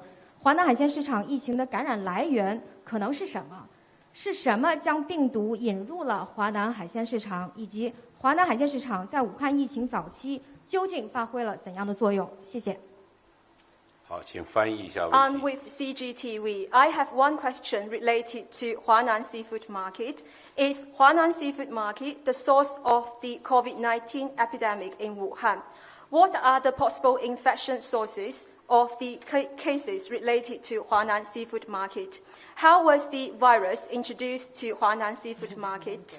And what are those kind of possible early transmission routes? Is Huanan Seafood Market the earliest outbreak source of the Wuhan epidemic?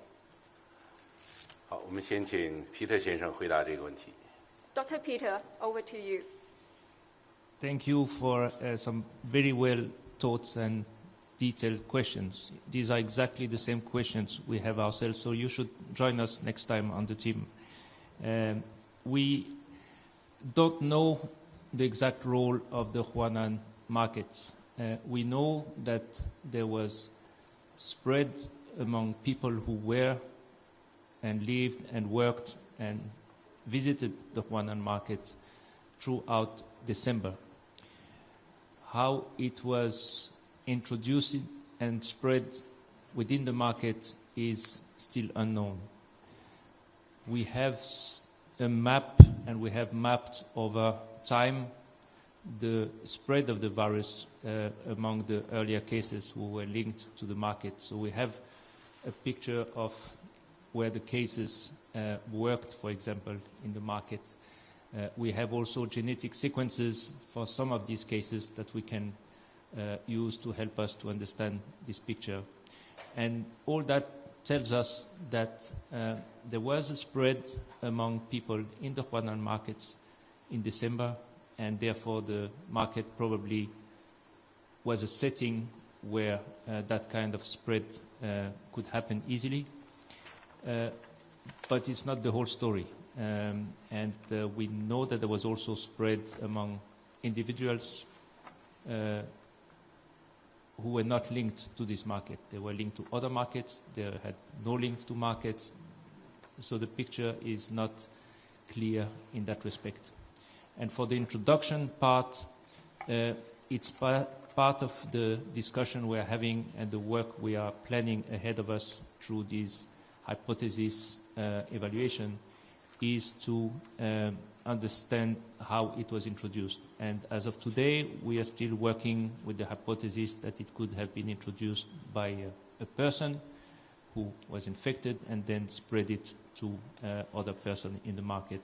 And that could be one of the traders, it could be a visitor, but it could also be through the introduction of a product. One of, as I mentioned, among the more interesting products were frozen farmed wild animals, and some of these species are known species susceptible to this kind of viruses. So these are providing clues and providing direction for the next round of studies.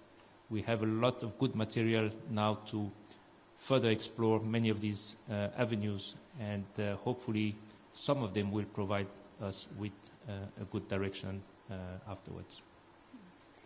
谢谢您提出的非常具体的问题。您提的这些问题，实际上我们之前也一直在问我们自己，所以下次也欢迎您加入我们的团队。那么关于您提的问题，实际上我们并不是清楚地知道华南海鲜市场具体它发挥了什么样的作用，我们只知道在2019年的12月份。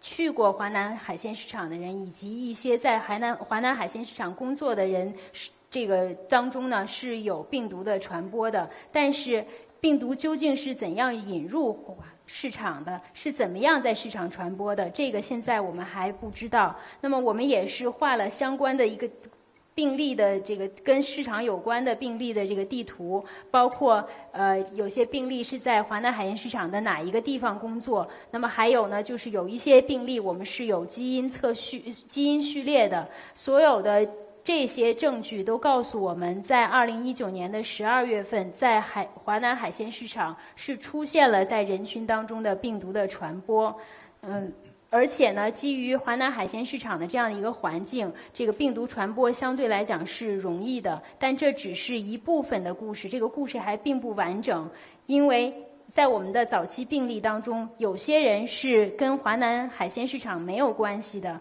可能有些人是跟其他的市场有关系，暴露于其他的市场，或者有些人根本就没有去过市场。关于病毒是怎么引入的这个问题，之前我们也讨论过，也形成过各种的，也考虑过各种的假说，比如说可能是由感染病毒的这个人引入到了市场，那么这个感染了病毒的人可能是访客，或者是在市场工作的商贩，也可能是污染的或者是已经感染了病毒的产品，把病毒引入了海鲜市场。比如说在海鲜市场有很多的冷冻的养殖的动物的产品，有些动物我们也知道是对于新冠病毒是易感的，我们是希望能够搜寻到各种证据，为我们未来的这种研究呢指明方向。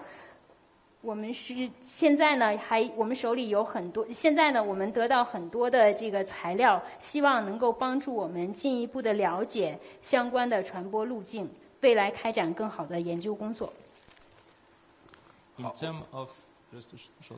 terms of time and place, what we know is that some of the first cases that could be linked to the market were detected or had their onset of symptoms in the first 2 weeks of December, and that indicating that they were probably infected around the start of December or late November.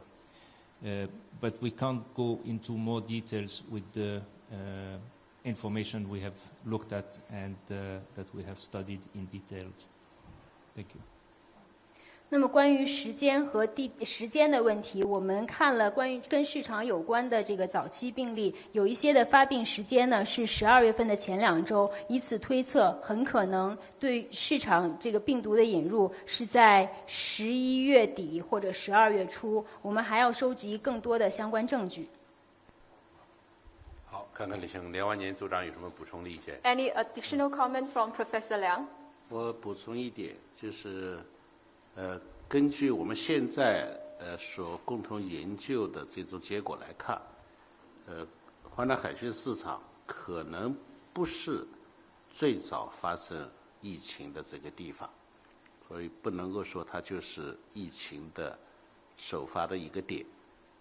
刚才皮特博士也做了一些介绍，比如说我们现在这个所发现的断裂最早的病例是12月8号。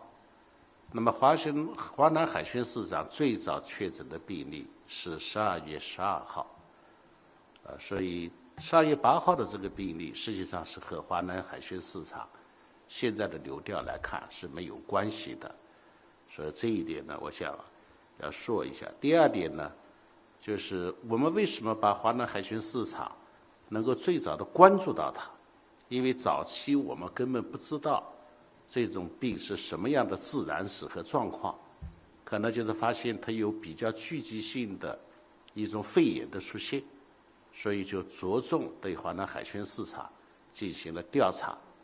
那么早期的以肺炎这个为主的症状为主的这种可疑的病例调查，你就会发现大部分是有华南市场的暴露史的。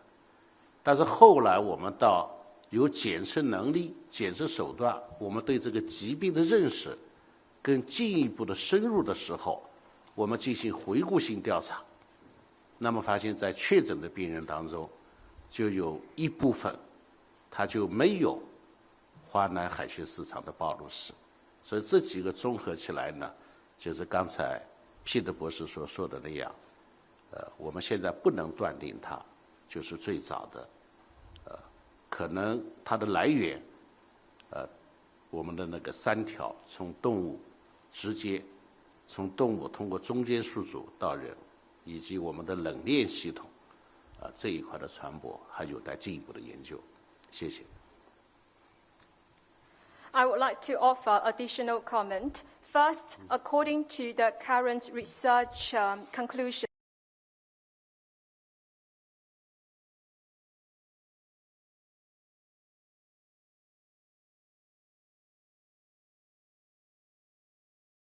the earliest case either, as it was also introduced by Dr. Peter. The onset date of the earliest case in this joint research was in December the 8th, 2019. And also, the earliest confirmed case that has association with Huanan Seafood Market was December the 12th. And actually, according to our research from the epidemiological group, the case with the onset date on December the 8th and actually have no relationship or association either with Huanan Seafood Market. The second point I would like to explain is that why do we have attached so much importance to Huanan Market in terms of the consideration whether Huanan Market is one of the earliest places of the outbreak or even the source of the outbreak? Because at the beginning, we have very limited knowledge concerning the properties and features and the etiology of the virus and the disease as well. And at the beginning, we detected this kind of pneumonia-like disease and actually can occur on the cluster base. So that is why we focus our early research in Huanan Market and relevant cases that have association with Huanan Seafood Market. For the earlier cases with the suspected pneumonia or the PUE, pneumonia of unknown etiology, and actually in the research of those early cases, a large number or a high proportion of those early cases had association or have market exposure history with Huanan Seafood Market. But later, when there have been better and much improved testing capacity and also with the improvement and development with different kinds of the testing tools or test kits, we have greatly increased our understanding of the virus. So when we conduct the retrospective study related to the early cases, in the earlier confirmed cases, majority of those earlier confirmed cases actually did not have any market exposure history with Huanan Seafood Market. It was also mentioned by Dr. Peter previously. And actually, we have also conducted the relevant research of the possible introduction of the virus transmission of the Huanan Seafood Market from the several possible introduction pathway, either directly from animal to any intermediate hosts, or from the cold chain transmission or introduction. So we are having full exploration of these kind of possible introduction pathways. And this will be also a highlight of the future research. 好，请继续提问。 Next question, please. 好，我们请右侧去第5排第4位男记者 ，yes。 Thank you. Tom Cheshire, Sky News. Of the 4 hypotheses, the only one you decisively rejected was the laboratory incident. Can you explain the evidence or the reasoning for discarding that hypothesis? 你好 ，Scones。您刚才讲到了4个假说，那么其中讲到了实验室的这个假说是不可能的，能不能给我们解释一下为什么觉得这个假说是不可能的？好，我们请 Peter 先生。Dr. Peter, thank you. Thank you. And we evaluated this hypothesis in the same way we evaluated the other hypothesis with the method described by Marian. So we looked at what are the arguments for and against such a hypothesis. So in short, you will see in the report the more detailed evaluation of this hypothesis. But in short, it's about, yes, accidents do happen. Unfortunately, we have many examples from many countries in the world of past accidents. So, of course, this is not impossible. It happens once in a while. We also, in terms of arguments against, look at the fact that nowhere previously was this particular virus researched or identified or known. There have been no publication, no reports of this virus or another virus extremely linked or closely linked to this being worked with in any other laboratory in the world. We were also discussing with the managers and the staff of many of the relevant laboratories in the region and looking and discussing with them these hypotheses as well and hearing from them how their staff health monitoring program, how their audit program, for example, are conducted and what these revealed in the past months and years. We also looked, for example, at the Wuhan Institute of Virology BSL-4 level laboratory and the state of that laboratory, and it was very unlikely that anything could escape from such a place. And we also know that when lab accidents happen, they are, of course, extremely rare. If you look at the history of lab accidents, these are extremely rare events. So this is not the first thing that happened or would happen on a regular basis. So many of these evaluation and arguments were put for and against and helped us take a rational approach to assessing the likelihood of such an event happening. And of course, as I said, in terms, we look both at the arguments against, but also the arguments for, to make sure that we were not biased in our approach. And again, in terms of arguments for, the fact that, as I said, past accidents have happened all over the world. There was, of course, the fact that some of these laboratories were in the city of Wuhan, and of course, all these arguments were put forth and against each other in helping us making these assessments. 就像刚才 Maria 讲的，我们在评估各个假说的时候，会列出支持这一项假说以及反对这样的假说的这个论据。那么，然后呢，根据这些论据和证据再进行评估。关于实验室的假说，当然有支持我们列出来的支持实验室泄露这个假说的证据，就是在过去我们会看到，在世界有些地方。实验室这个泄漏病毒或者实验室事故是时有发生的。但是我们还有一些支持反对这样的一个假说的一些证据，比如说到目前为止还没有在这个疫情发生之前没有对于这个这样的一个病毒的研究，至少是没有公开发表这样的研究，然后也没有那个时候已经发表的这些研究当中呢，没有跟它比较接近的这个病毒。那么此外呢，我们还跟相关实验室的管理人员以及工作人员进行了讨论，也跟他们讨论了这样的一个假说，并且询问了他们是如何开展相关的研究工作，怎么样去进行比如定期的，比如说每个月、每个季度、每一年，怎么样去定期的来进行检查、来进行总结。此外，我们去武汉病毒所也参观了它的 P4实验室，看到了相关这个实验室的相关的状态。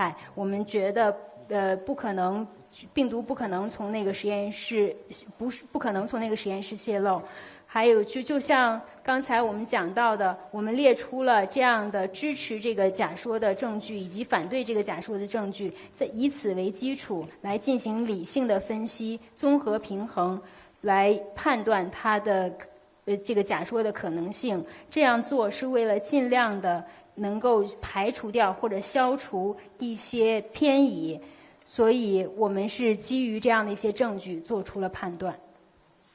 For us, it was important to develop a system to evaluate all these hypotheses where we could take a rational approach and look at facts and evidence in a rational way and try to move away from the situation that has been around for the past year, where all of us and many people around the world have all come up with their personal views and feelings. We wanted to move away from, I think this is it this way, or I believe it is this way, and try to move away from that and put rational and facts on the table that everybody can then look in a systematic way. We felt that that was a much more useful approach than to put personal views, feelings, etc., or looking at only half of the arguments. Thank you.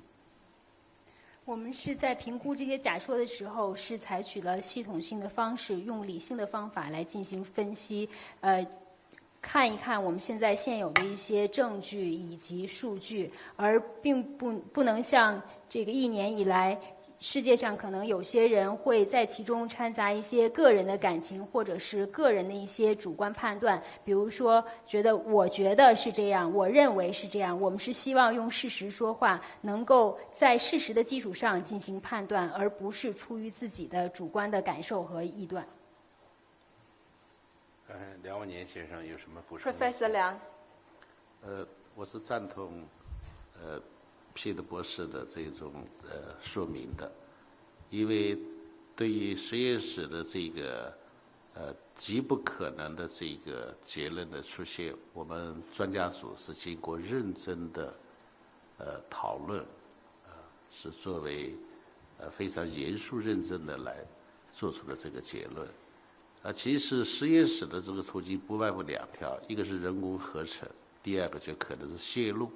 人工合成的问题早已被科学家们所证实是不可能的。泄露的问题，一个基本的问题就是说，比如说以我们武汉为例，实验室当中根本就没有新型冠状病毒，它谈何泄露呢？所以再加上我们严格的一些管理措施，加上其他的一些证据，这个会要展示，所以极不可能的结论。我们以为根据现在我们的认识和判断，是这样做出的。谢谢。I agree with the answer offered by Dr. Peter. The hypothesis of lab leak is put into the matrix of extremely unlikely as a conclusion of the research outcome of the joint expert team. On the basis of a serious discussion and very diligent research, we have reached the extremely unlikely conclusion. As regards for the hypothesis of lab leak, there are 2 possible pathways if there was one. First, the virus was engineered by humans, but this hypothesis has already been refuted by the whole scientific community around the world. Second, there may be a leak of the virus from the lab. But in terms of the leaking of the virus, it should be leaking of an existing or known virus. However, in all the laboratories in Wuhan, there is no existing virus of SARS-CoV-2, if there is no existence of this virus, there will be no way that this virus would be leaked. So, in addition, in all the laboratories in Wuhan, including WIV, they uphold a very stringent and high-quality management system. And also proceeding from the current evidence, we regard the lab leak hypothesis is extremely unlikely. Thank you. 好，谢谢，请继续提问。 Next question, please. 好，我们来请右侧区第3排第4位女记者。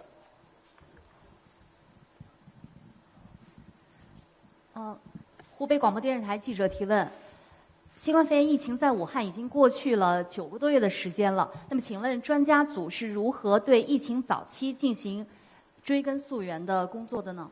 谢谢。 From Hubei Broadcast and TV Network, I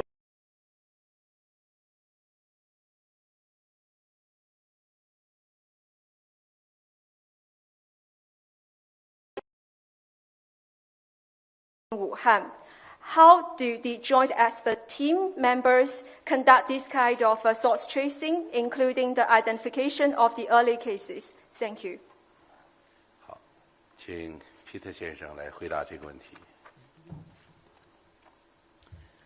So maybe I can start. So what was done was a series of studies. So of course there were reports of known cases from later December. And there was a series of studies to try and find if there was evidence for earlier circulation. And that was done by a systematic analysis that is in the report of different registrations. One is a registration that lists the number of people with fever, with respiratory symptoms, in a wider region. That was looked at to see if there was evidence for earlier increase in the number of people with flu-like symptoms, for instance. That was seen in December, but not before that. The same was done looking at mortality in mortality statistics, and we've seen in other countries that is a very that correlates very well with activity of SARS-CoV-2. So that again showed increase, a peak that said there was considerable circulation in December, second half of December, but not really much before that. And the third element was a very extensive review of patients and patient records by teams, clinical teams from, I think it was 233 healthcare centers in Wuhan. And so they have, with their knowledge of now what COVID cases looked like, have looked back in their records to see if they found evidence for earlier cases.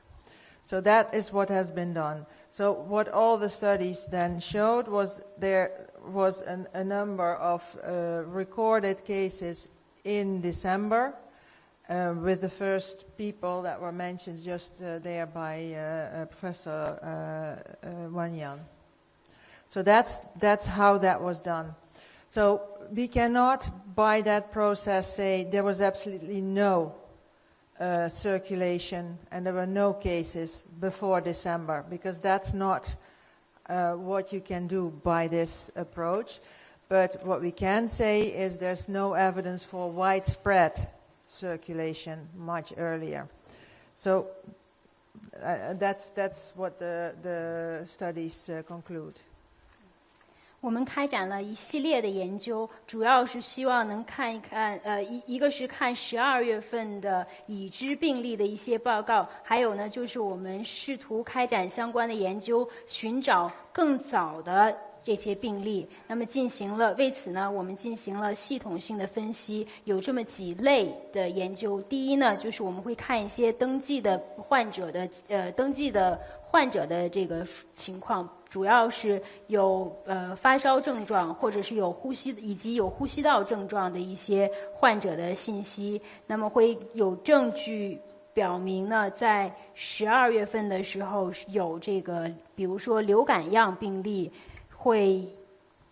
是不是我们在寻找在12月份是不是有流感样病例的这个增加？那么在12月份之前呢，没有发现这样的迹象。还有第二个研究呢，第二方面的工作就是关注的是死亡率方面的研究，因为在其他国家有表明呢，新冠肺炎的爆发或者新冠疫情的传播是会跟死亡率的变化、死亡率的这个数据的变化是有关系的。但是我们比如说这个新冠疫情如果大规模爆发的话，可能死亡率就会出现一个峰值。这个我们是看到12月份的下半个月才会有一些死亡率的方面的变化。第三个呢，就是我们又进行了大量的回顾性的病例的这个筛查，或者回顾性的病例的这个研究。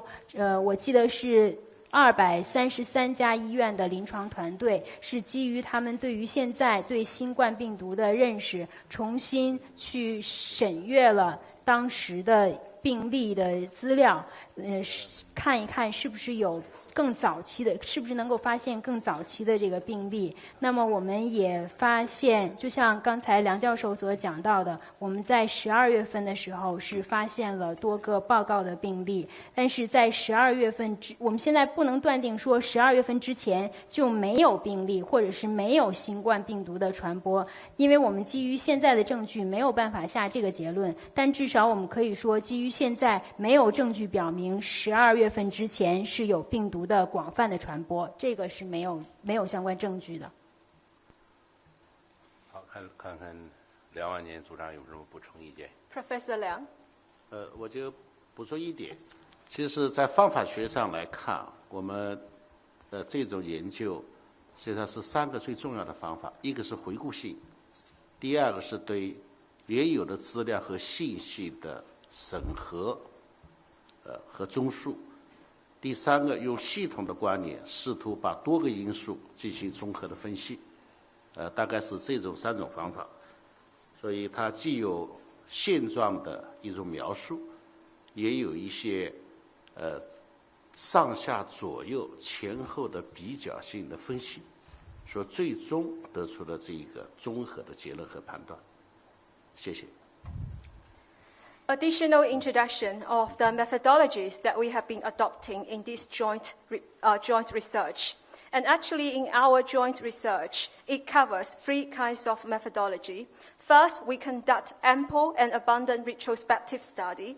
And second, by reviewing the accumulated or existing information or material, we try to generate literature review and also to have some relevant analysis in a comprehensive manner of those existing material or information.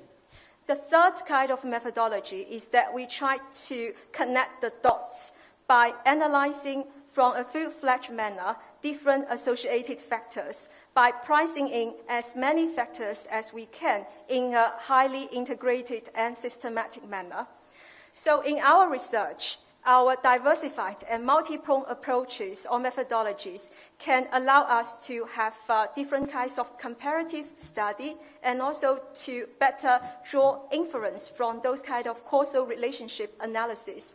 So apart from those kind of or broad spectrum analysis, we also provide description of the current situation. So this kind of all-encompassing research methodologies can allow us to reach a more comprehensive conclusion portfolio. 好，我们的发布会已经开了2个半小时，时间关系呢，我们最后再问一个问题，请继续提问。We are already having 2 and 5 hours together in this press conference. Due to the interest of time, last question, please. 好，我们请左侧区第5排第3位穿蓝色衣服的记者。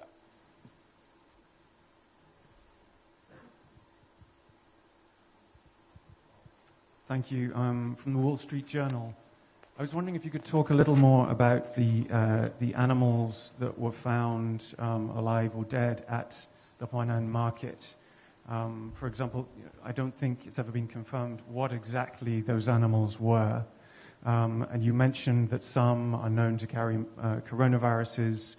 Have you identified some that are therefore of greater interest to you as potential intermediate hosts? Have you identified ones that maybe were in the market earlier but had left by the time that inspectors arrived, by the time the market was closed? And in terms of the following the trail and trying to identify the traders and the farms and the sources of those animals, could you go into a bit more detail about how far you've got and what's the stumbling block, what needs to be done next? And then a quick follow-up on the Wuhan Institute of Virology. I just wondered, you mentioned that there were no coronaviruses in Wuhan that matched SARS-CoV-2. But did you ask for and obtain information, data, samples regarding any gain-of-function experiments that might have been done at the Wuhan Institute of Virology, which might have been, working with one type of coronavirus and then enhancing it through sort of genetic manipulation? Thank you. 华尔街日报，我想问的问题是，能不能介绍一下在华南海鲜市场你们了解到的关于出售的华南海鲜市场出售的活体动物以及这个死体动物的情况，在那里究竟发现了什么样的动物？还有就是通过你们的发现，是不是能够找到一些相关的动物？你们觉得可能是中间宿主的？还有这个你们刚才也讲到了，会对于商户、对于上游的养殖场以及相关的供应链产品的源头进行追溯，这方面的工作究竟开展到什么样的程度？是不是已经拿到了相关的样本？计划在这方面接下来开展哪些工作？还有就是另一个问题是关于武汉病毒所的。您刚才讲到武汉病毒所开展的相关冠状病毒的研究是没有跟新冠病毒相似的。那有没有获得相关的一些信息、数据，或者看看他们的研究的一些具体的情况或者样本来这个，比如说确定他们是不是开展了一些功能增强型的一些研究？好，我们请 Peter 先生。Dr. Peter. Thank you. I will let Marion start with the first part of the question. Thank you, Marion. So the question about animals, I think first it is important to emphasize that the testing did not reveal any positives, but the full traceback that was done, very extensive traceback of all animals and other and products on the market, showed that there were some animal species that have been confirmed as susceptible, like rabbits, that or that could be suspected to be susceptible, like ferret badger, bamboo rats. So the way that is interpreted is to really say, well, if they were there then maybe there could have been similar animals earlier. So it is an entry point for a trace back investigation, because that's the step that we're now looking for. We have a deeper understanding of the early situation. Where would you go for a next step of these origin studies? The reason why that raised some interest is also that some of the traceback was in farms or in traders in regions that are known to harbor bats with the closest related viruses. So it is really seen as an entry point for a rationale for taking the next step of surveys in animals on farms. that's how we've looked at that. 由 Maria 教授来先回答这个问题。关于动物的问题，我们想强调的一点就是，我们在市场检测的这个动物的样本是没有阳性的。那么对于这个动物的大量追溯活动呢，要涉及到大量的这个动物我们会发现呢，在市场是有很多的这个动物出现，那么有一些的样本呢，有一些的物种呢，可能是对于新冠病毒是易感的，比如说竹鼠，比如说鼬獾，还有兔子等等。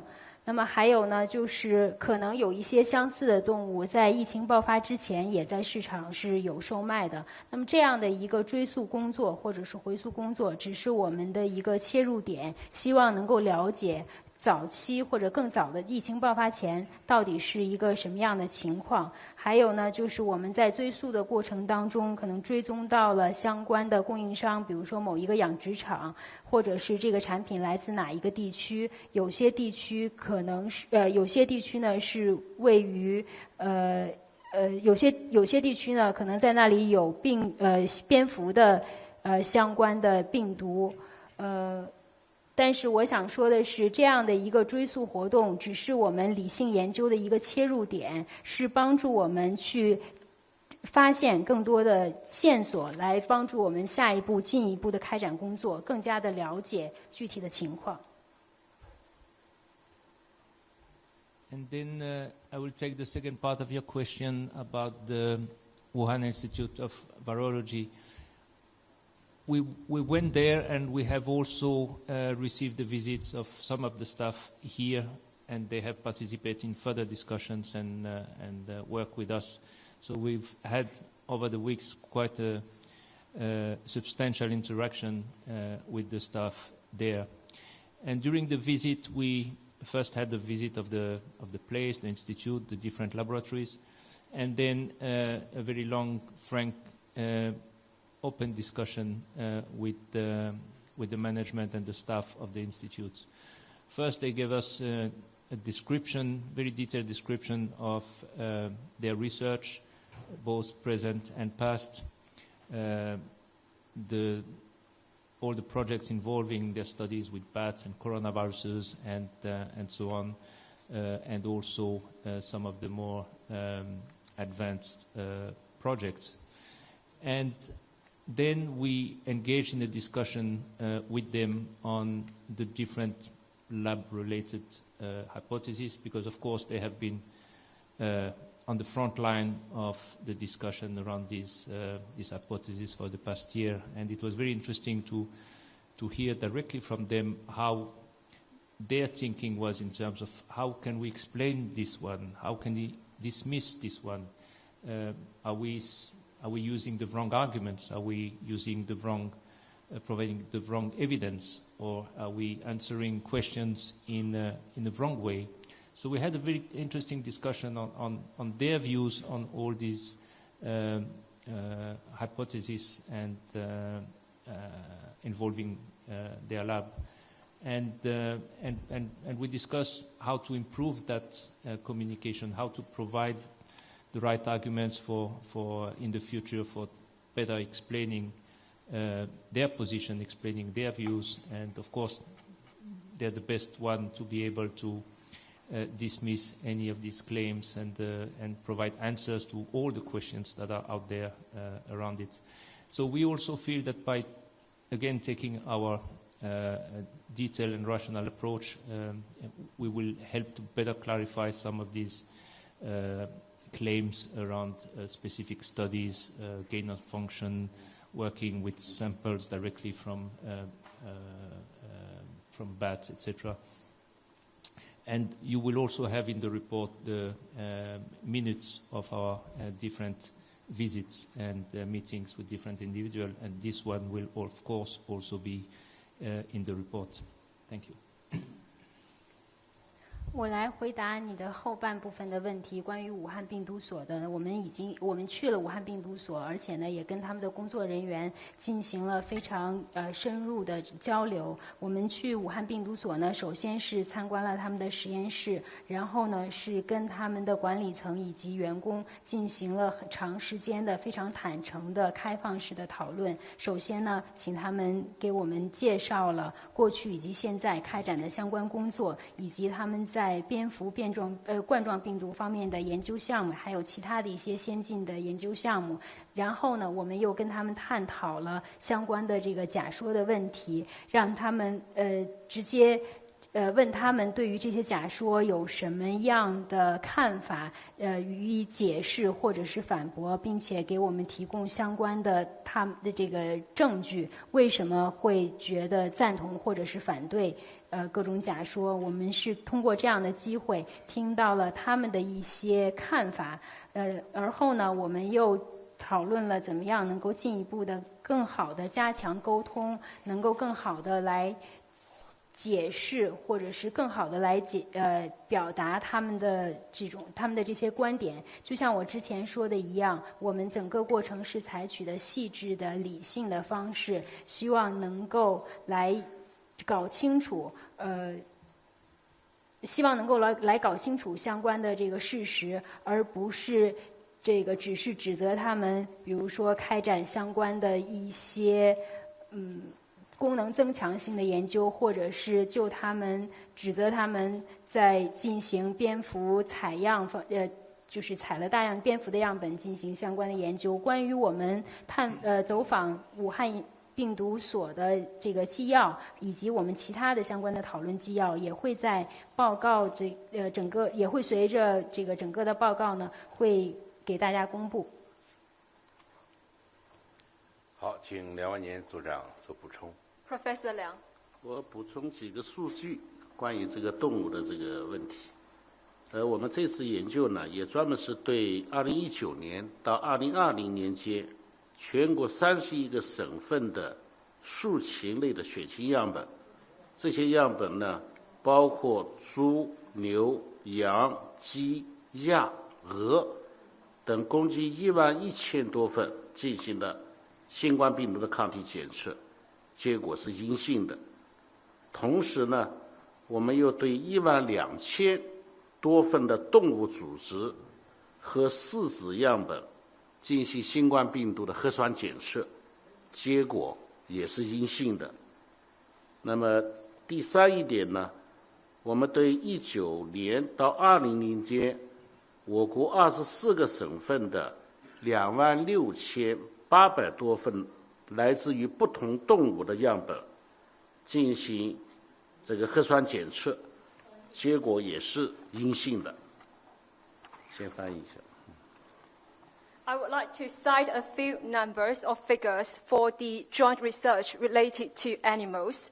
First and foremost, we have conducted testing of the samples numbering 11,000 from different kinds of the animals like pig, cow,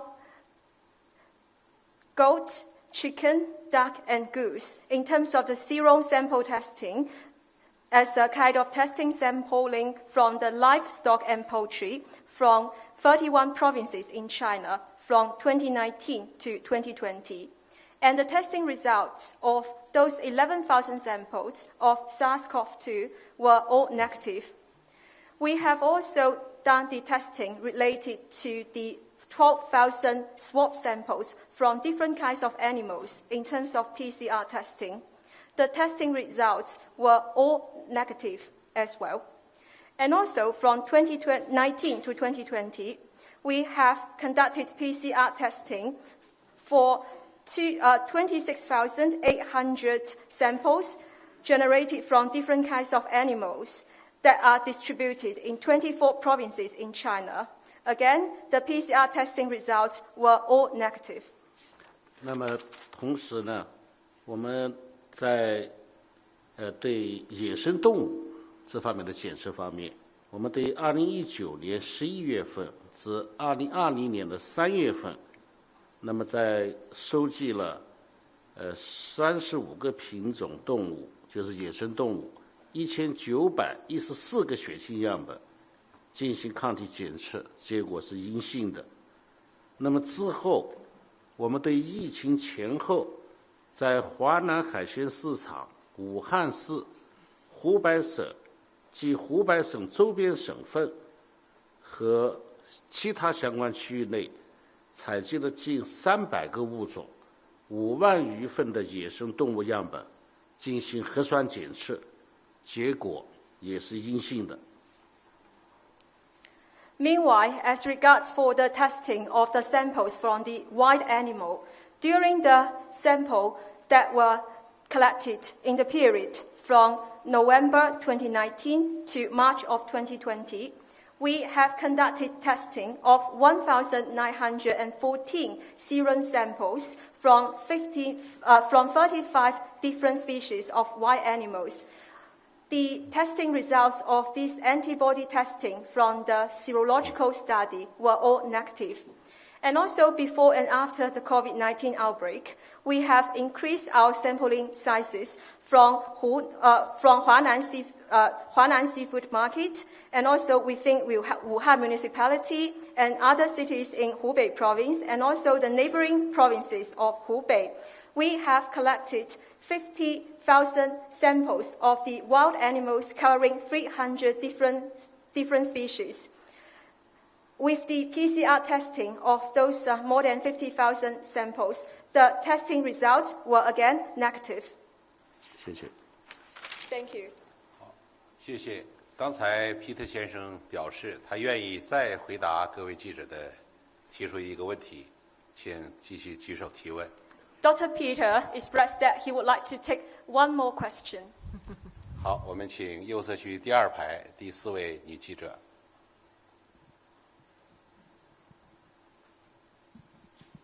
Thank you. I'm from Agence France Presse, AFP.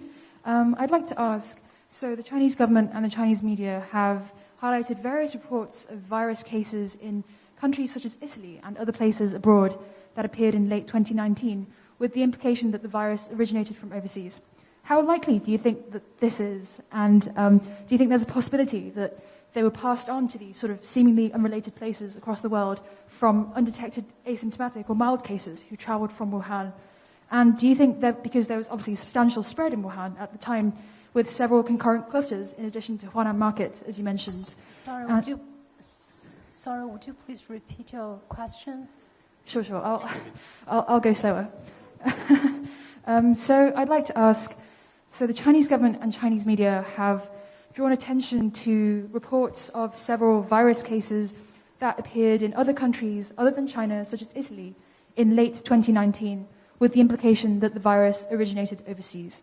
How likely do you think this is, especially given that there were several clusters in Wuhan in December 2019 at the same time?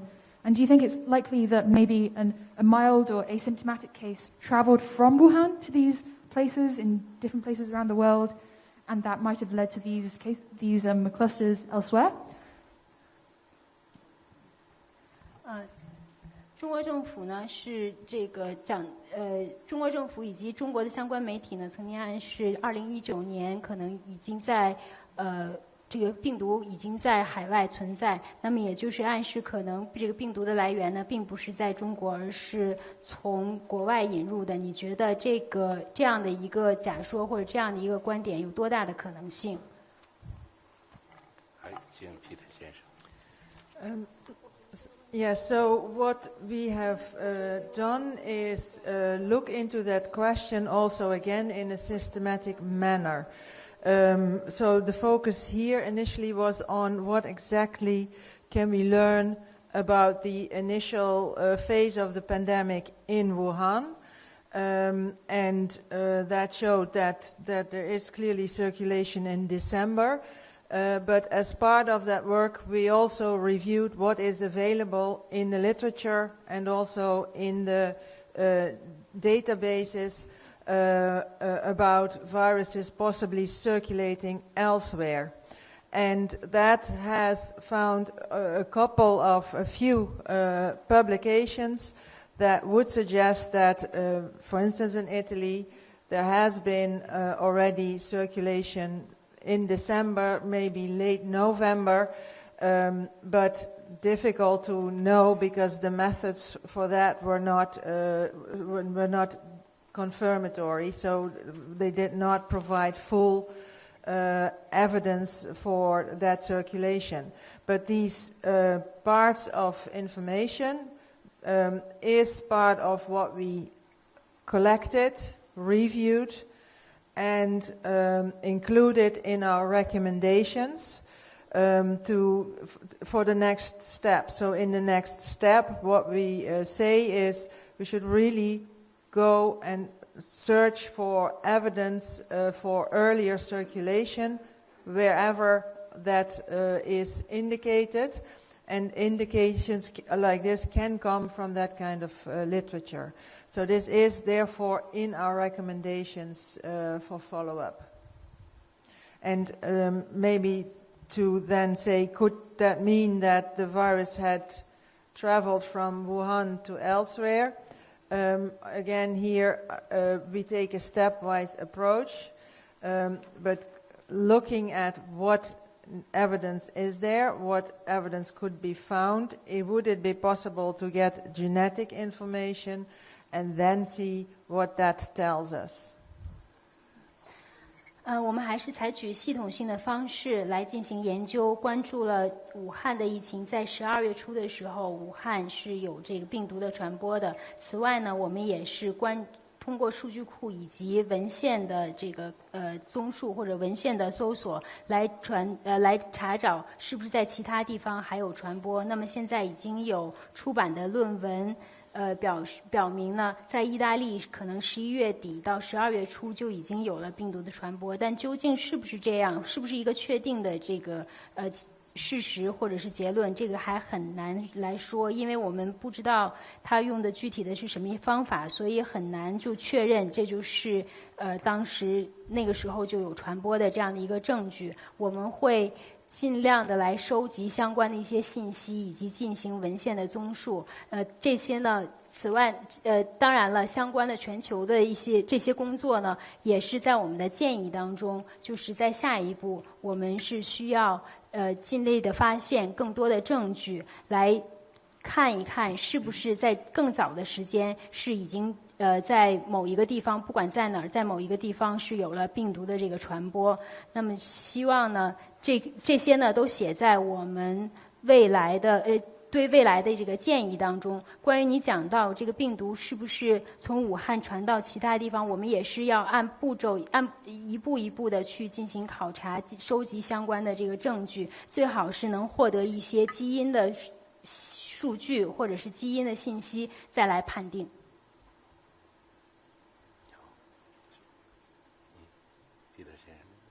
Dr. Peter, any additional comments? 万年组长什么说 So, Professor Wan Nian, over to you. 这个问题是特别好的，这也就是为什么我们这个溯源工作要在全球的视角下来做这项工作，需要全球的科学家来共同努力的一个重要原因。我想我们会朝这方面来努力的。谢谢。This is a very good question, and also your question has explained by itself why do we need to take an international perspective in terms of the source tracing of SARS-CoV-2. That is also why we will need to have the joint endeavor from the international scientists to have this kind of research in a highly cohesive manner to identify the possible pathways and to identify the possible rationale behind. And that is also an orientation that both from the joint research team and also different scientists around the world will try to research in their future plans. 好，皮特先生最后还有什么要说的？ Any final comment from Dr. Peter? Thank you. And thank you all for all your very pertinent and interesting questions.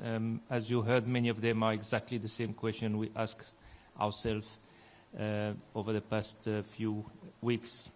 And just to let you know that we have answered some of your questions today, but the other members are not here, and they will be, of course, available for questions in the coming days, and we will also organize more media access in the coming days for you and your colleagues. As we go back home, we will also have opportunities back afterwards in a few days.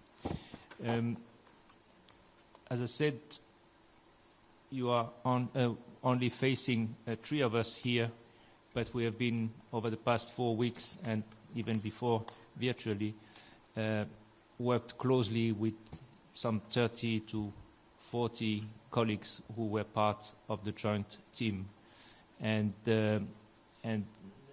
over the past few weeks, we have really had an intense and very productive work among that very special group.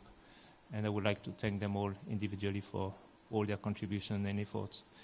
And beyond them, we were discussing that earlier today, probably more than 1,000 individuals have contributed over the past 4 weeks in providing us with data, helping us analyzing data, generating reports and finding and helping us getting information and processing them.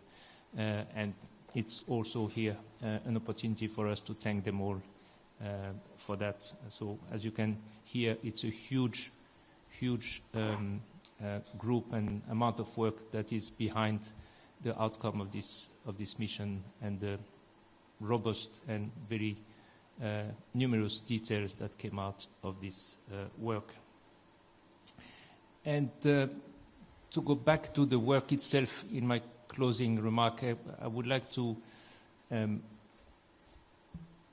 point a detail that marked me, because before embarking on this work, like probably many of you, I was thinking, how will it be to actually be on the ground and trying to find answers around the first cases, and who are they, and what information could they provide about the origin of the virus. And it was, in a way, fascinating to realize that it's not, these people are not holding very exciting clues. When we talked to one of the first cases who had onset of symptom in early December, when you talk to one of these cases, you immediately think, oh, they must have some very special habits, hiking in the mountains, having special wild pets at home. All these kind of ideas pops up, and then you realize that they're very much like all of us, no special particular history of interest, spending most of their days on the internet or doing the same activities and sports and jobs, office work type of jobs as many of us do. So it's also illustrating how complicated this work is, and therefore it's not that easy to come up with all the answers after a few weeks of studies. And therefore we have to understand that these are complex studies. They need to be done in a systematic way, and that's how we bit by bit can connect the dots and get all the information we need to move forward. And that's the approach we have taken. That's the approach we will continue to take in continuing this work together with our colleagues in China and in the international team. So again, thank you to my colleagues, and thank you to my friend Wan Yan for 非常感谢大家刚才提出了很有意思的问题。实际上，大家提的这些问题，我们在几周前呢也在问我们也同样在问我们自己。那么，这个今天呢，有些人提出的问题，我们给予了回答。那么但是可能有些人还没有提出，没机会提问。我们的团队呢还有其他的成员，以后呢我们会尽量争取安排其他的机会，尽量解答大家的问题。那么这里面大家看到的是我们3个人坐在一块儿，但实际上过去的4周里面，甚至更长的时间以前，我们是一个大的团队，大概有30-40名科学家聚在一起，成为一个联合的团队，开展了富有成效的工作。所以也非常感谢我们的团队联合研究的团队成员，在这个过程当中为我们的工作所做出的贡献。此外，在过去的4周里面，还有上千的工作人员帮我们收集数据、分析数据。收集相关的报告，帮助我们提供各种信息。在此呢，我也想借这个机会对他们表示感谢。除了这些之外，我们其实这一次的调查，这一次的研究呢，也有很大的一个团队在背后支持着我们，在幕后做着非常细致周到的工作，也感谢他们。那么现在我回到我们工作的本身，我们都是希望，其实我们跟大家一样，都是在想，来之前都在想，我们怎么样能够找到这些问题的答案？怎么样能够发现最早的病例？这些病例都是谁？我们会获得什么样的信息？我们是希望，比如说我们在访谈的过程当中，是跟最早期的一个病例，就是12月初发病的一个病例进行了交谈。我们当时想的是，这个人肯定是有什么特殊的爱好，比如说去郊外爬山呀等等。但是跟他交谈之后，我们发现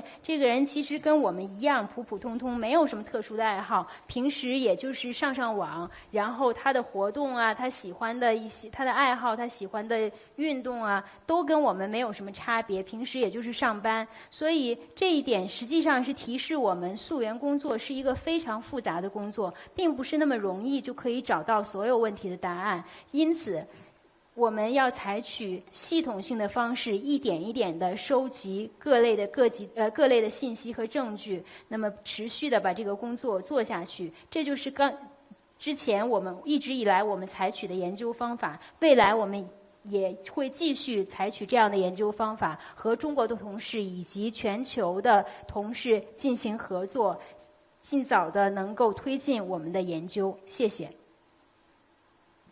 好，谢谢，再次的谢谢3位专家。最后我也想说，新冠肺炎疫情深刻的影响着人类的发展进程，但各国人民对美好生活的向往和追求没有变。正如谭德赛总干事说，隧道尽头有光，只要我们携手同行，终会胜利。中国的农历牛年春节马上就要到了，在这里也祝福大家新春吉祥，身体健康。I would like to express my appreciation to the 3 experts on the podium with us. COVID-19 global pandemic has been exerting unprecedented and profound impact to the whole human society and the future progress of the development of the global community. However, people from different countries never change their pursuit for the betterment of their life. As it was mentioned by Director General Dr. Tedros of WHO, there will always be the light at the end of the tunnel. As long as we unite as one, we will achieve the ultimate victory. Chinese New Year, the Year of Ox, is coming soon. Here, I would like to wish all of you Happy Chinese New Year, good health, and all the best. 发布会到此结束，谢谢大家。That's the end of the press conference. Thank you.